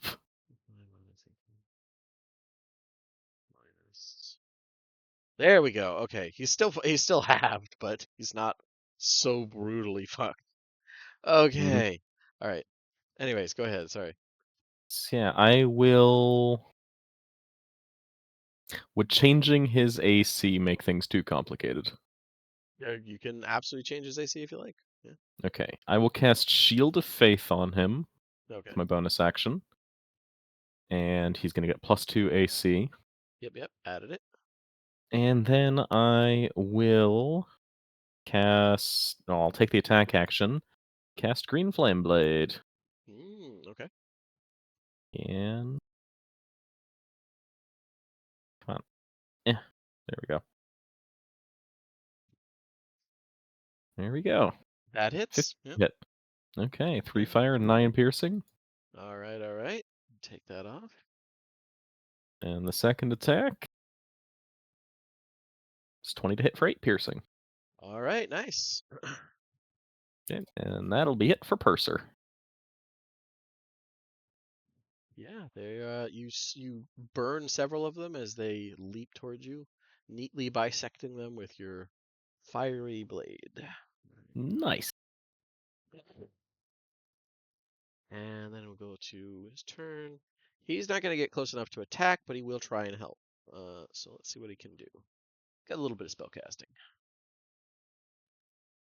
Oh, okay. All right. Um, let's see if he can. Yeah, he's gonna fairy fire. Gonna fairy fire and try and get these two in it. Which cast spell, please. Okay, DC 12 from Dex and Dex. Two of them are super dexters. Okay, this guy failed, so he is awash in purplish fire. The swarm, maybe it just doesn't work on swarms, whatever, didn't affect it. And that's his turn. You know what? He's paranoid about it. He's going to, doesn't want to get closer to that. He's going to move back here, still keeping 20 feet up in the air. And then it is this one's turn. I'm going to keep trying to eat the meat in front of them. Attack thusly.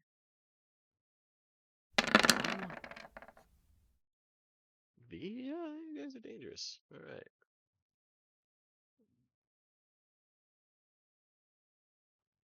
Stop that. You guys probably would mind if I added a 0. All right. There we go. Yeah, it's got 387 health left. All right. Oh no. All right, it's this one's turn. It starts its turn here. It's already pretty badly fucked up. Let's get that wisdom save. Which they're not super wise. This is gonna shock you that these mindless horrors are. All right, and it doesn't have advantage, so it doesn't get that crit. So it gets a 7. So it will take full damage from Mercy's sisters. Okay. Let's see, that would be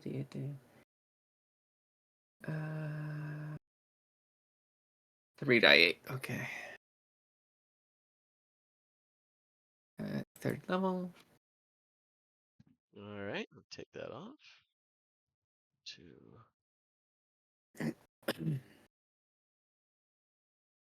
Okay, very much bloodied. As the swarm shrinks, it seems capable of dealing a lot less damage. And yeah, you're not very appealing, Mercy. Like they have very keen senses and they can tell. There's not a lot of meat there. So it's going to go after Balthazar. But it's at half, so a lot less bitey. 12 to hit. No. All right, and no damage dealt. Now it is these boys, which that should be fun. All right, let's see what's the range on that. Creature grapple. Oh, it's got a grapple. Okay. There's smart enough. But you guys are making a lot of noise. The screaming is all coming from down here. Yeah, it's just gonna go up and try and grapple Mercy, because that looks like decent prey. Needs to make a wisdom save as it enters it. It could not see the glowing aura because it doesn't have eyes. All right, wisdom save. They're pretty wise, actually. Jesus, why are they wise? All right. But even with that, they get a 7. So, yeah, nice. 18. Take that off. Oh, that's better. Okay. Take that down. All right, yeah, it wriggles in apparent displeasure, and it is going to try and do a rib hook attack as it tries to claw at you with those ribs protruding from its chest. Ooh, okay, all right, that's a good roll. 23 to hit That does hit. and 11 piercing damage, and you're grappled. Um, now, this is the fun part. It's going to use Consume Sound. Um, so, because you are grappled, uh, it's siphoning energy from the audible vibrations surrounding it, specifically creatures grappled. I need a con saving throw from you. That's int. Oh, sorry, I clicked the No, fucking. no, you're good. Ew. Okay. I mean, it's better, but still not quite high enough. You take 14 necrotic damage, and you are deafened and unable to speak until the end of your next turn. Um, Hmm. yeah, as it seems like the sound is drawn out of you. You didn't know that was possible. And yeah, there we go. Mhm. This thing's turn. Also, you have to make a concentration save. Yeah. Oh, yeah. So. Yeah, two of them, because the 11 and then the 14. Okay, and that's Constitution. Yeah, Yep. to keep the spell DC up. 10. Yep. I'm going to use my inspiration to get that 19. Sounds good. All right. And the second one passes, so spell stays up. And that's a good Yes, thing. we really need that right now. I kind of feel like. And oh, by the way, as the sound was consumed, it seems to get a little healthier. Oh, you Nom, nom, nom, fucker. Alrighty. Okay, now we are going to this one. And this one, easy target, right there. That thing shot it. Gonna do the same thing. Rib hooks. Can't, hen. Alright, that doesn't beat 14. Fine, and then it'll claw. Maybe if it gets its strength roll, that'll help. Oh, one sec. Great fail table here. Also, as a quick side note, can you send me the stat block for those Aural Hunters later? I need to use those in my Dread Domain game. Yep, yeah, no problem. I have fun with fun creatures, I will admit. As any players who've been with me for a while can attest to. I think my favorite for reactions was the snatch bats. That got the best reaction. All right. Let's see. Thrown weapons. No. This is a natural weapon. Natural weapons. Here we go. Critical miss. Oh wait, I need to roll the dice for that to work, don't I? A 1 on a 1. Alrighty then. Using this table. Okay.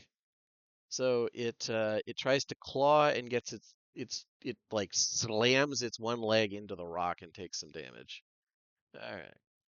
That was a bad move on its part. Yeah, it takes 2 bludgeoning damage as it chips its claw.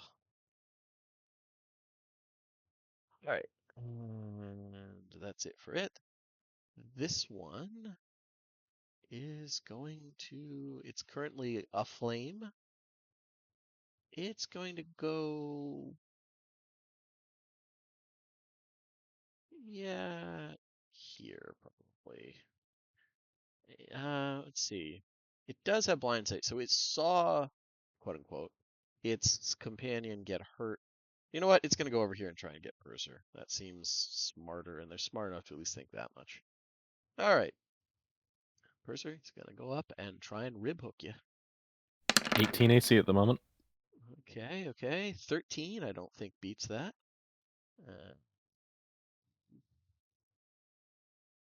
Yeah, you know what? It'll try and rib hook. Maybe it can consume sound next turn after that. 14 to hit. I don't think hits. No. And that is it for them. All right. Balthazar, what'd you like to do? This swarm in front of you is looking in very bad shape. currently they're burning under like the influence. These like ethereal warforged are smashing them one by one. Food is ready. Food's ready.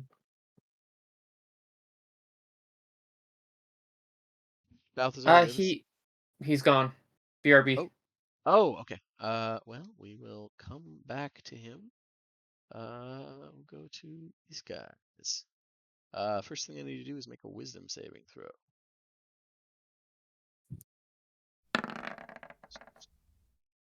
And a 7. Wow, okay. All right, so that's gonna hurt. 19. All right, the swarms are not doing well. That's fine. They're kind of Exactly lawnmowers, to be why. honest. Yeah. They deal a lot of damage, but they're glass cannons. All right. Okay, do the thing. All right, it didn't like that. Several of them are like lanced or torn apart by Ethereal Warforged. But they're gonna try and hit Jotazazo. See if they can't get lucky. They're not deep thinkers. Oh, okay, 22. That's not bad. I think that hits. Yep, that hits. Okay, 15 piercing. Yeah, okay. All right, all right, all right. And that's them. This one, these guys are going to continue to try and eat this boy here. So, swarm, do the bite. 13 does not hit. Mercy, what would you like to do? Oh, well, you're currently silenced and deafened. Luckily, your spell is still up, but Yeah, I'm kind of angry about that because this is oh, just a great opportunity and you're grappled, by the for. way. Yeah. This would be a great opportunity for inflict wounds, but the components are verbal and somatic. Yep, yep, yep. God damn it. Okay, well. Mm, Very novel experience. You've never, like, sometimes after an impact or something from one of the arcane artillery, like your senses would be briefly overwhelmed and it would sound, everything would be muffled, but this is complete silence. and because I'm grappled, I can't melee attack. Oh no, No, you you can can. melee attack, no problem. You just can't move. Yep, yep. Oh, well, happy day. Yeah, yeah. Um. Or I guess cast spells that require a verbal component. Yeah. Yeah. This little fucker's pretty lucky about that, or else it'd just be. Hey, that's not little. Yeah, it's just this big fucker. It's about the size of like a tiger. Actually, no, god damn it. Now I'm just like going through my spells. It's like, is there anything that's not verbal? Well, alright. Then I guess we're just gonna have to do the beat stick way. That hits. Definitely is. Okay. Ooh. That's Nice. very nice. 18. Yeah, yeah. Okay. And I am going to use War Priest to attack again. Cool, cool. Heavy armor, high damage. Sounds like a paladin. All right, take another 18 36 off. total. Nice. All right. Yeah, you started walloping. All right. Yeah, just short hafting this halberd and just slamming the point down on what passes for this thing's head. Yeah, it's kind of got a torso. It's like a spider, but yeah, there's wherever the head would be. Um, yeah, fair enough. Anything else? Mm-mm. Okay. We go to this water knight, which did not get grappled. Let's see. Let me take a quick look at this to see how long the guiding bolt is. Next attack roll before the end of your next turn. Oh, so it didn't work out. Okay. Let's see. Well, it's right there. Let's see. They use one of those. Let me take that off just so I know. Oh wait. Yeah, that's fine. It is going to It's gonna do Jaws of the Ancestors. That's worth it at this point. And like as it goes to bite, like the jaws glow with like I would say greenish energy, and it tries to chomp down. Needs the target needs to make a Dex saving throw. All right. Dex. A 9. Okay, they're not. Yeah, that fails. All right, so then if it will roll for me. Okay. Does it? No, it doesn't. Roll damage. Thanks for that. 5d8 damage.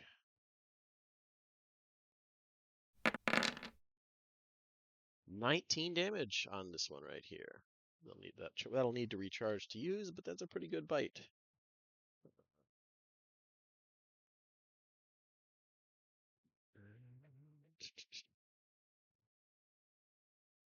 Okay, and I'll take off the little thing because it's no longer guiding bolted.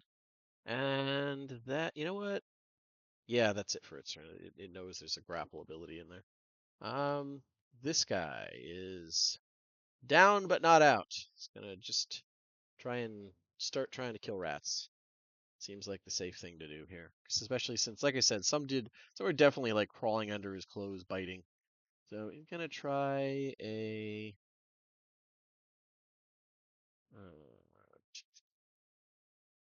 Gonna go with a club and a bite. You know what? He's in primal mode. He's not thinking well.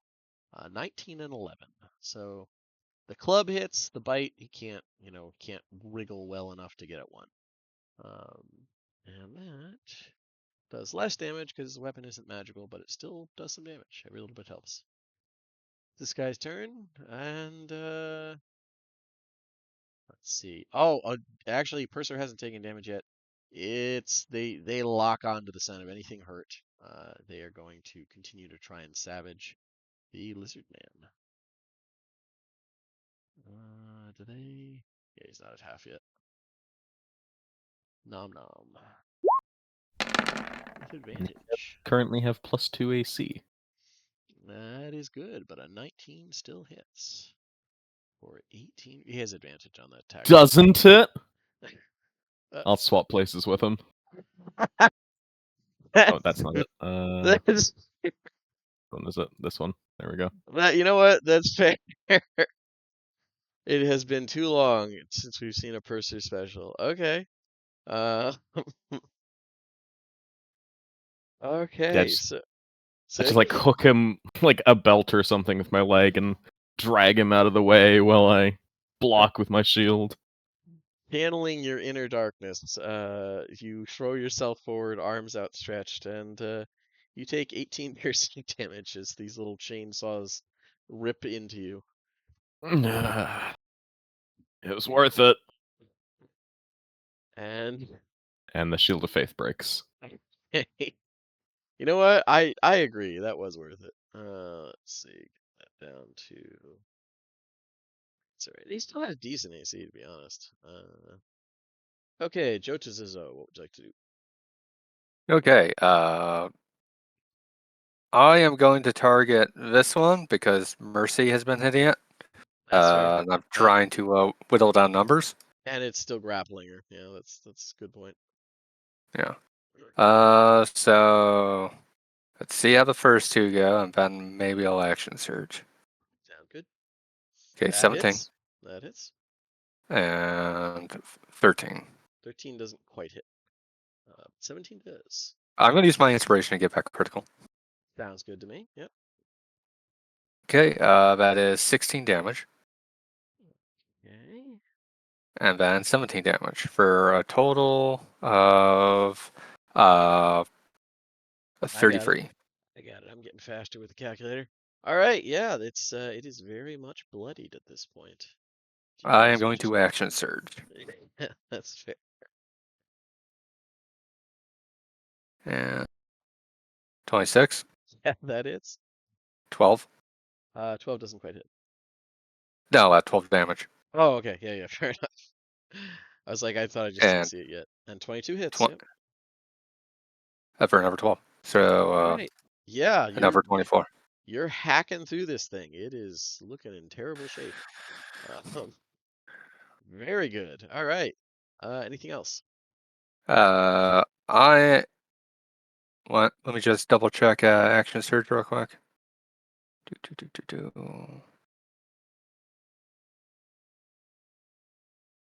I think you get more than one as you level up.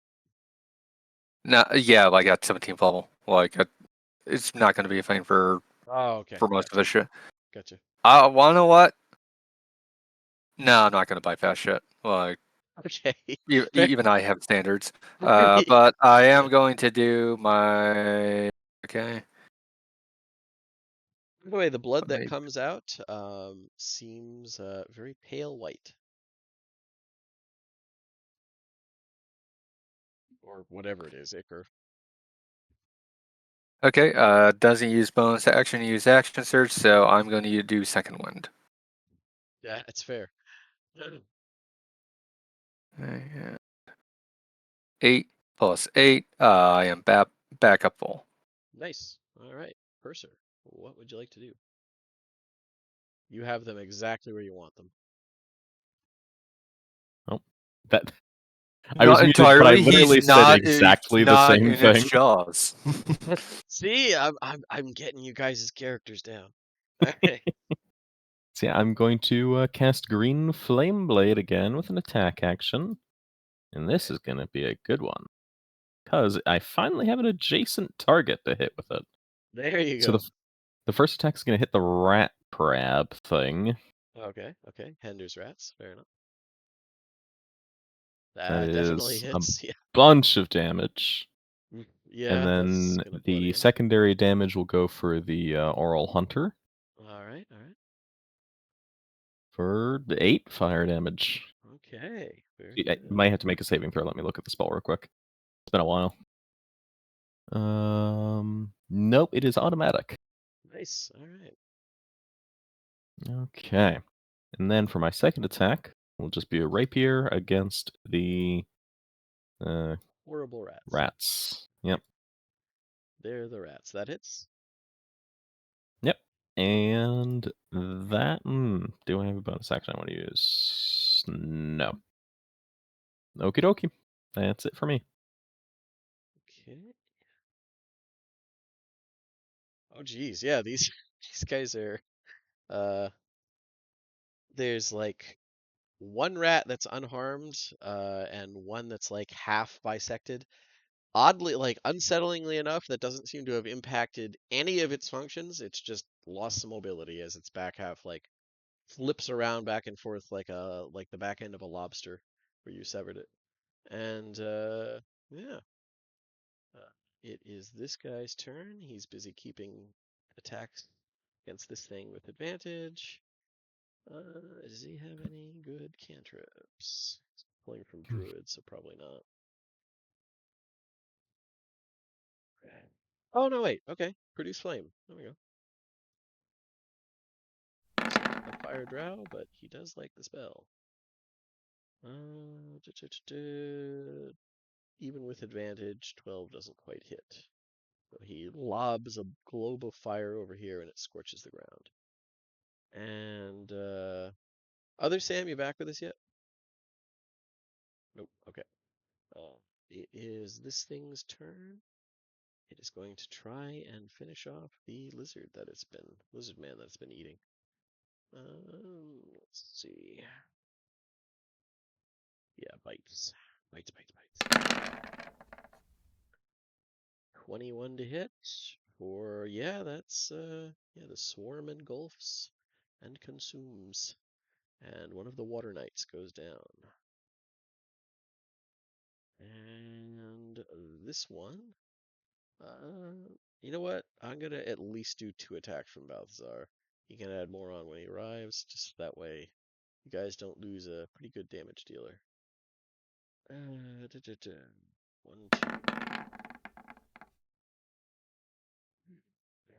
Well, I take no responsibility. You know what? We'll say, yeah, no, it's not my place to use inspiration. All right. 61. You know what? We'll just say it's a miss when he's not here. That's. I feel like that's a little much to. Yeah, you were gone. You critted and lost your arms fell off. All right. 17. So first one misses. 17 hits for 8. Okay, pretty good. Pretty good. That swarm is looking in very bad shape. And now it is its turn. It's gonna try and bite the thing in front of it. Oh yeah, yeah, that's a very good point. Let's have it do that save first. Very relevant. Okay, wisdom save. Can't believe they're not wise. Mindless little chainsaws. Yeah, it fails. So how would you like to do it?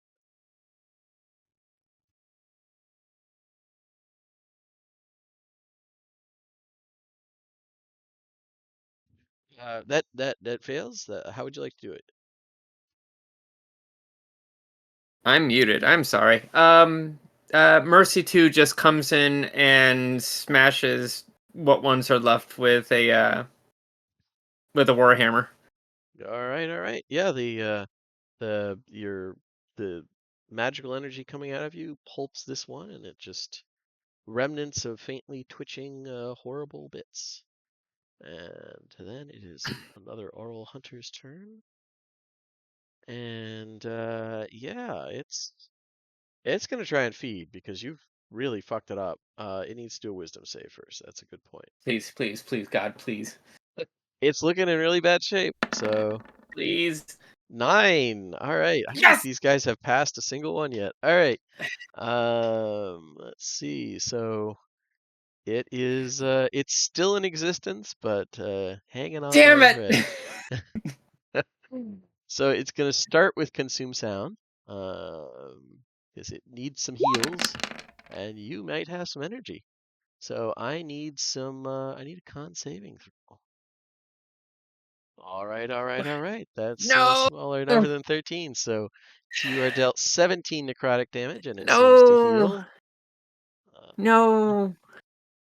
Wait, hang on. Just. I'm trying to see if there's anything I can do to stop this from happening. I don't think there is. If you. No. No. Okay. You said 17? Indeed, indeed. No. And it can't spam that, so it's got to try and do. I guess they'll just like squeeze you with rib hooks to make you yell more. I don't know. 14 to hit. That fails. All right. Well, it was worth a shot. It's the important thing is it's feeling better. All right. I got a chance to feed. This one seems a little irritated that it couldn't be over here for the end of this guy, but um, this one is gonna try and attack the lizard folk that's been fucking it up. It's gonna do its rib hooks to start off. 12 to hit. Doesn't quite hit. And you know what? Oh no, it's got to do 1 and 1, so it's got to do a claw. 19 to hit. Okay, so it at least hit the lizard. Um, Wait a minute. It's got to be. It's the same thing. I just have to roll that for damage. I hit rib hooks twice by accident. Okay, 14 slashing. Not bad. Just slashes at this guy. Or gal. Alright. Okay. And this one. It's currently aflame with purple. It's going to try and capture some food in front of it and maybe get some energy out of that lizard folk. Rib hook. 24. Okay. 8 piercing, which is down to 4 piercing. And that fellow is grappled, and then it's going to try and suck the sound out. Let's see. 2. And let me put a little thing on it to indicate grappled. Mercy, I'm going to put the same symbol on you so I can keep track, because probably get to the end of the round and have to call it. And this one isn't going to try for its usual consume sound, and he needs to make a save. Con. Con 18. He says no. All right, on success, it's half damage and no other effect. Oh no, it does get that half damage, but he's not deafened or silenced. Okay. What's the damage? Oh, so it's just 8. All right. He's still hurting.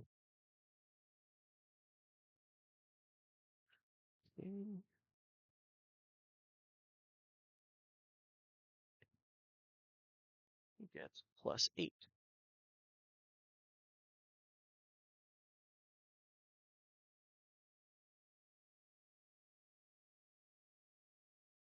Not gonna lie, I was imagining you guys having a comedically overpowered archer during this encounter. All right, so it is Balthazar's turn. You back with us yet, bud? That sounds like a no. All right, we're gonna say that Balthazar sees the trouble you're having, Mercy. He's gonna go over here and punch over you, trying to beat on this guy. Hopes that he can get it down to nothing. So 1, 2. Ah, see? Dice giveth and taketh away. So it's like 17 damage. Not bad. Ha! It's back down to where it was before it. All right. So, yeah, you know what? We'll flurry of blows. I'm reluctant to use stuff, but yeah, the end is in sight. There's no way he wouldn't. Just gonna use another one. Okay. 16 hits. Another 7 damage. Okay. It is really, really, really close to dead. All right. It is the swarm's turn. They're going to try and chomp on lizard meat. Oh, wait. First, they got to do a wisdom save. My bad. Wisdom save.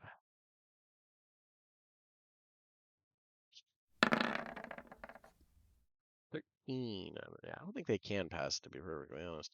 All right. So let me take that off. And then they try and bite, and they get a nat 1 against Jotazazo. So let me roll on that. We're coming up on 7:30. Oh, okay. They get 65. We'll switch to this fumble chart for this one. 65 is costly mistake. Jotazo, you may reroll all 1s and 2s on the damage roll for your next successful melee attack versus the rats. Okay. And that is this one. These ones are gonna try and keep killing lizard folk because lizard folk are made of meat and they like meat. I don't know why I rolled twice. They only get 1 attack. 21 to hit for 17 piercing. They're chewing through them.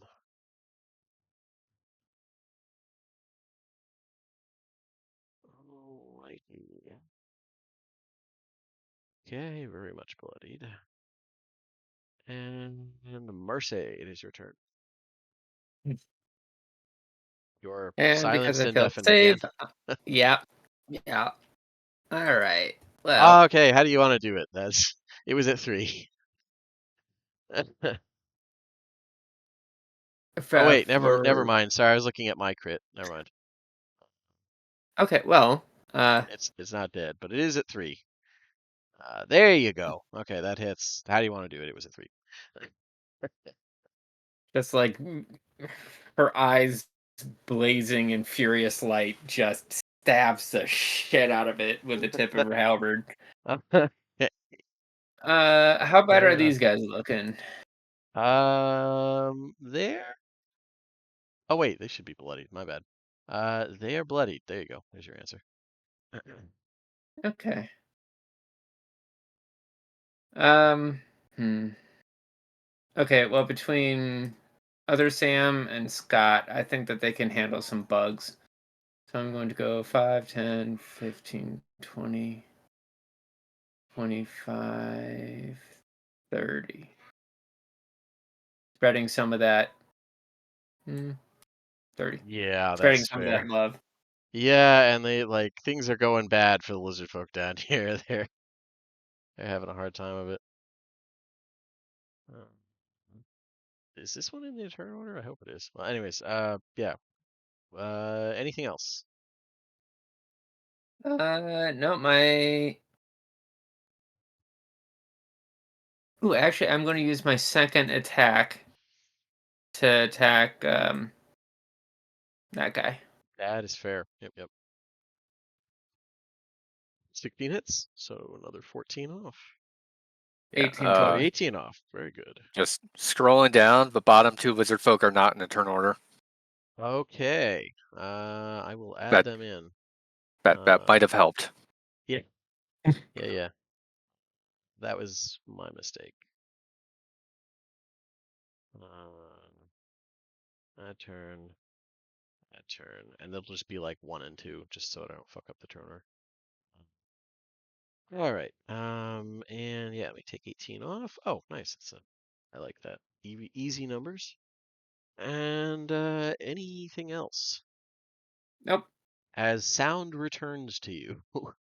Oh, and you're no longer grappled. I am greatly distressed by the things that are happening to me. That's fair. All right.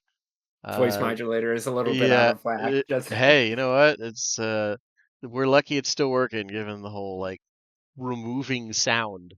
All right, this one it's gonna first of all, this one's gonna see if its astral jaws thing comes back. A recharge D5 or D6 to see if it comes back on a 5 or a 6. No, but that's fine. It's going to try for Holbert. You know what? Is it clever enough? What's their int? Might be able to figure this out.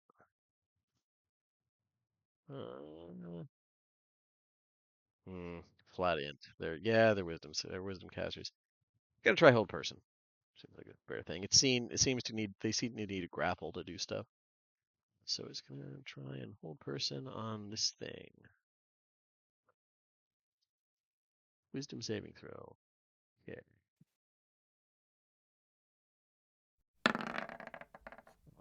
An 8. All right, look at that. That is paralyzed. Very good. What's a good paralyzed? I think I've been using chains to represent it. Where's the chain that I was using? Whatever. We'll use a net. And then this one is going to retreat closer. 10. Gonna get closer to you guys. Or no, you know what? They've been trained to act as a unit. It's gonna go over here and try and like keep its ally from getting flanked at least. Yeah, that's pretty good for them. This Claw Knight is going to what? Because the rats in front of it are nearly gone. Right. Let's keep bashing. Club shield.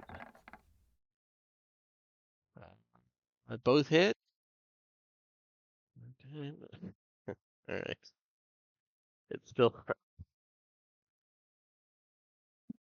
Yeah, it's still a. Okay. okay. Can it, even if it passes?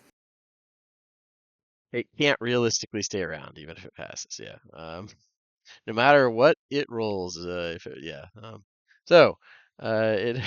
Let's pretend it was at 1, and yeah, it dies because it was at 1.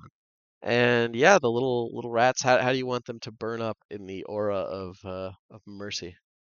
Okay, so Mercy 5 rests a reassuring hand on this lizard folk's back, while Mercy 3 just eviscerates them with a spectral sword. Okay, yeah, like the one whole one remaining left is split in half and like falls to either side. And you see inside it several like um, small looked like it was is pregnant or something, but yeah, it very much dies.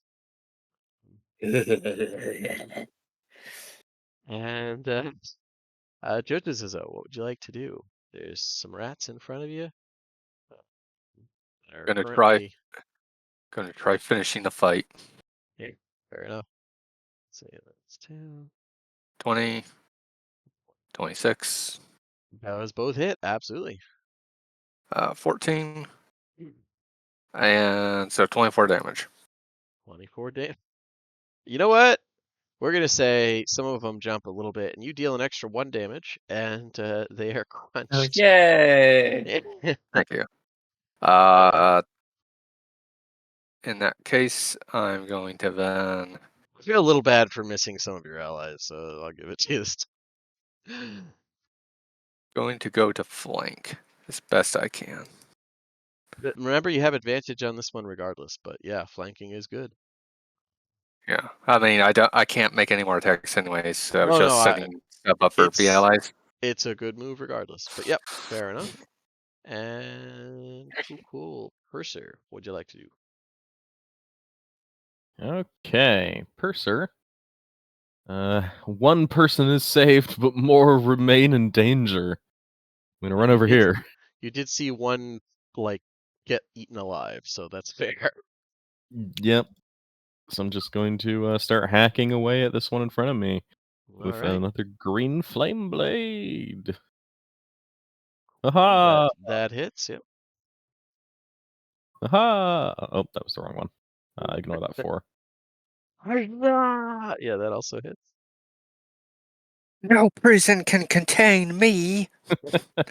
Maybe there's a reason you started in prison, bud. All right, let's see here. And you know what? Just for good measure, I'm going to Agent of the Silver Flame that one. It might be Okay. restrainable. Maybe, yeah. It's So it'll take an swarm. extra 3 radiant damage and has to give me a wisdom saving throw or be restrained. Okay, okay. Oh, nice. I like even numbers. And let's see if they're restrainable. They are not restrainable. It is a Nah, I figured swarm as of them. much. Yeah. Yep. Swarm resistances. But the 3 damage is a good thing as you're burning through them quite literally. If they weren't, they like another factor here is that they are unnaturally willing to just like the swarm is willing to die. Like if it means they can eat, it's fine. hmm Heart like you've literally seen some of them like while some are killed, their companions just immediately cannibalize the one that falls. It's yeah, these things are just voraciously indecently hungry, not caring what they eat. All right. Sujur is going to try and help. He is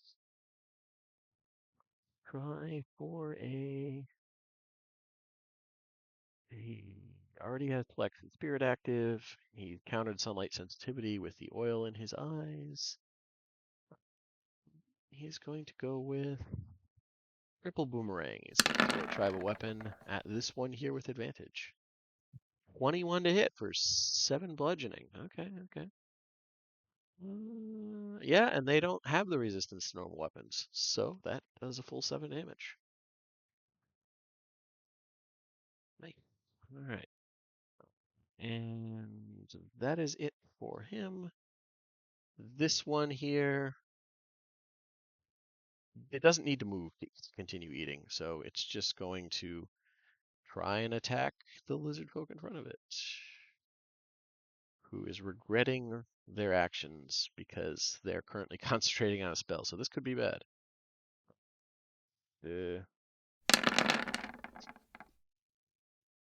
But they fail to hit with a 12. All right, very good.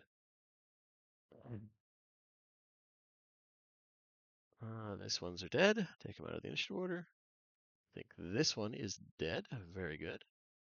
This one needs to make a wisdom saving throw, which it's paralyzed, so it can make it, Eh. but it sucks. 7. Okay. Right. All right. There's some irony. Like they have a pretty goddamn good bonus to wisdom for some reason, and they've all failed it.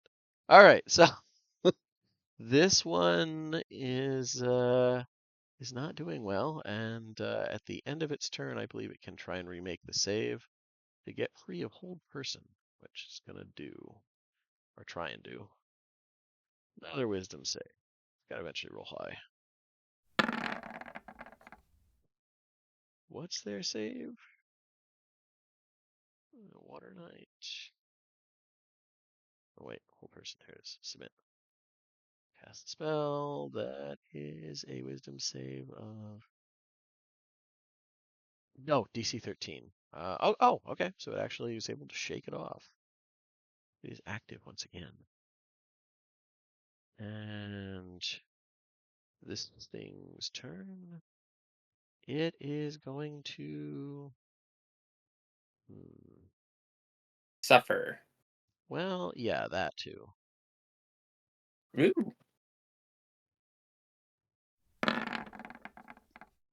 23. All right. This is the first Damn it. save. All right. Now, it has this guy grappled apparently. It's going to try It and still do takes 8 damage, so I'll take it. Yeah, better than nothing.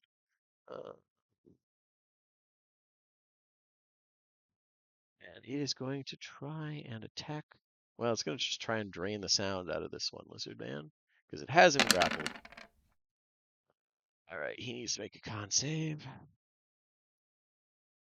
Con, he's pretty good with con.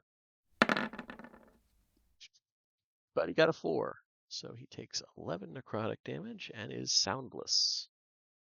He's still up. He's just very badly hurt, and this one regains 11. Damn it. And yeah, then we'll go. It's Bottom 2. yeah, bottom 2. Which just go down. All right, this one is gonna go over here, and now is not the time. You know what? I'm gonna give it 2 rounds basically to make up for this stuff. It's gonna start off with Jaws of Ancestors. Deck. Failed. So 5d8.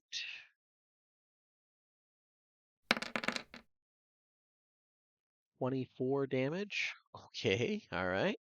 It's looking in very, very bad shape. And is it down to that? Oh no, wait, that. There we go. And then it's going to do 2 attacks. Or no, just 1 attack because that's 2 rounds. Doesn't have multi-attack, but it's going to try a tooth dagger. 23 to hit for 2 damage. But hey, closer. Very, very bloodied. And then it is this one's turn. You know what? They're gonna try and finish things off one at a time. They've been trained for that. 1, 2. That's first round. 11 doesn't hit, but 20 does for another 2 damage. And then the first attack of the next round. Well, you just gotta connect, and he can kill it. Clubbing it is a 9. And biting it is a 16, which does hit for 4. All right, that's enough to take that one down. Okay.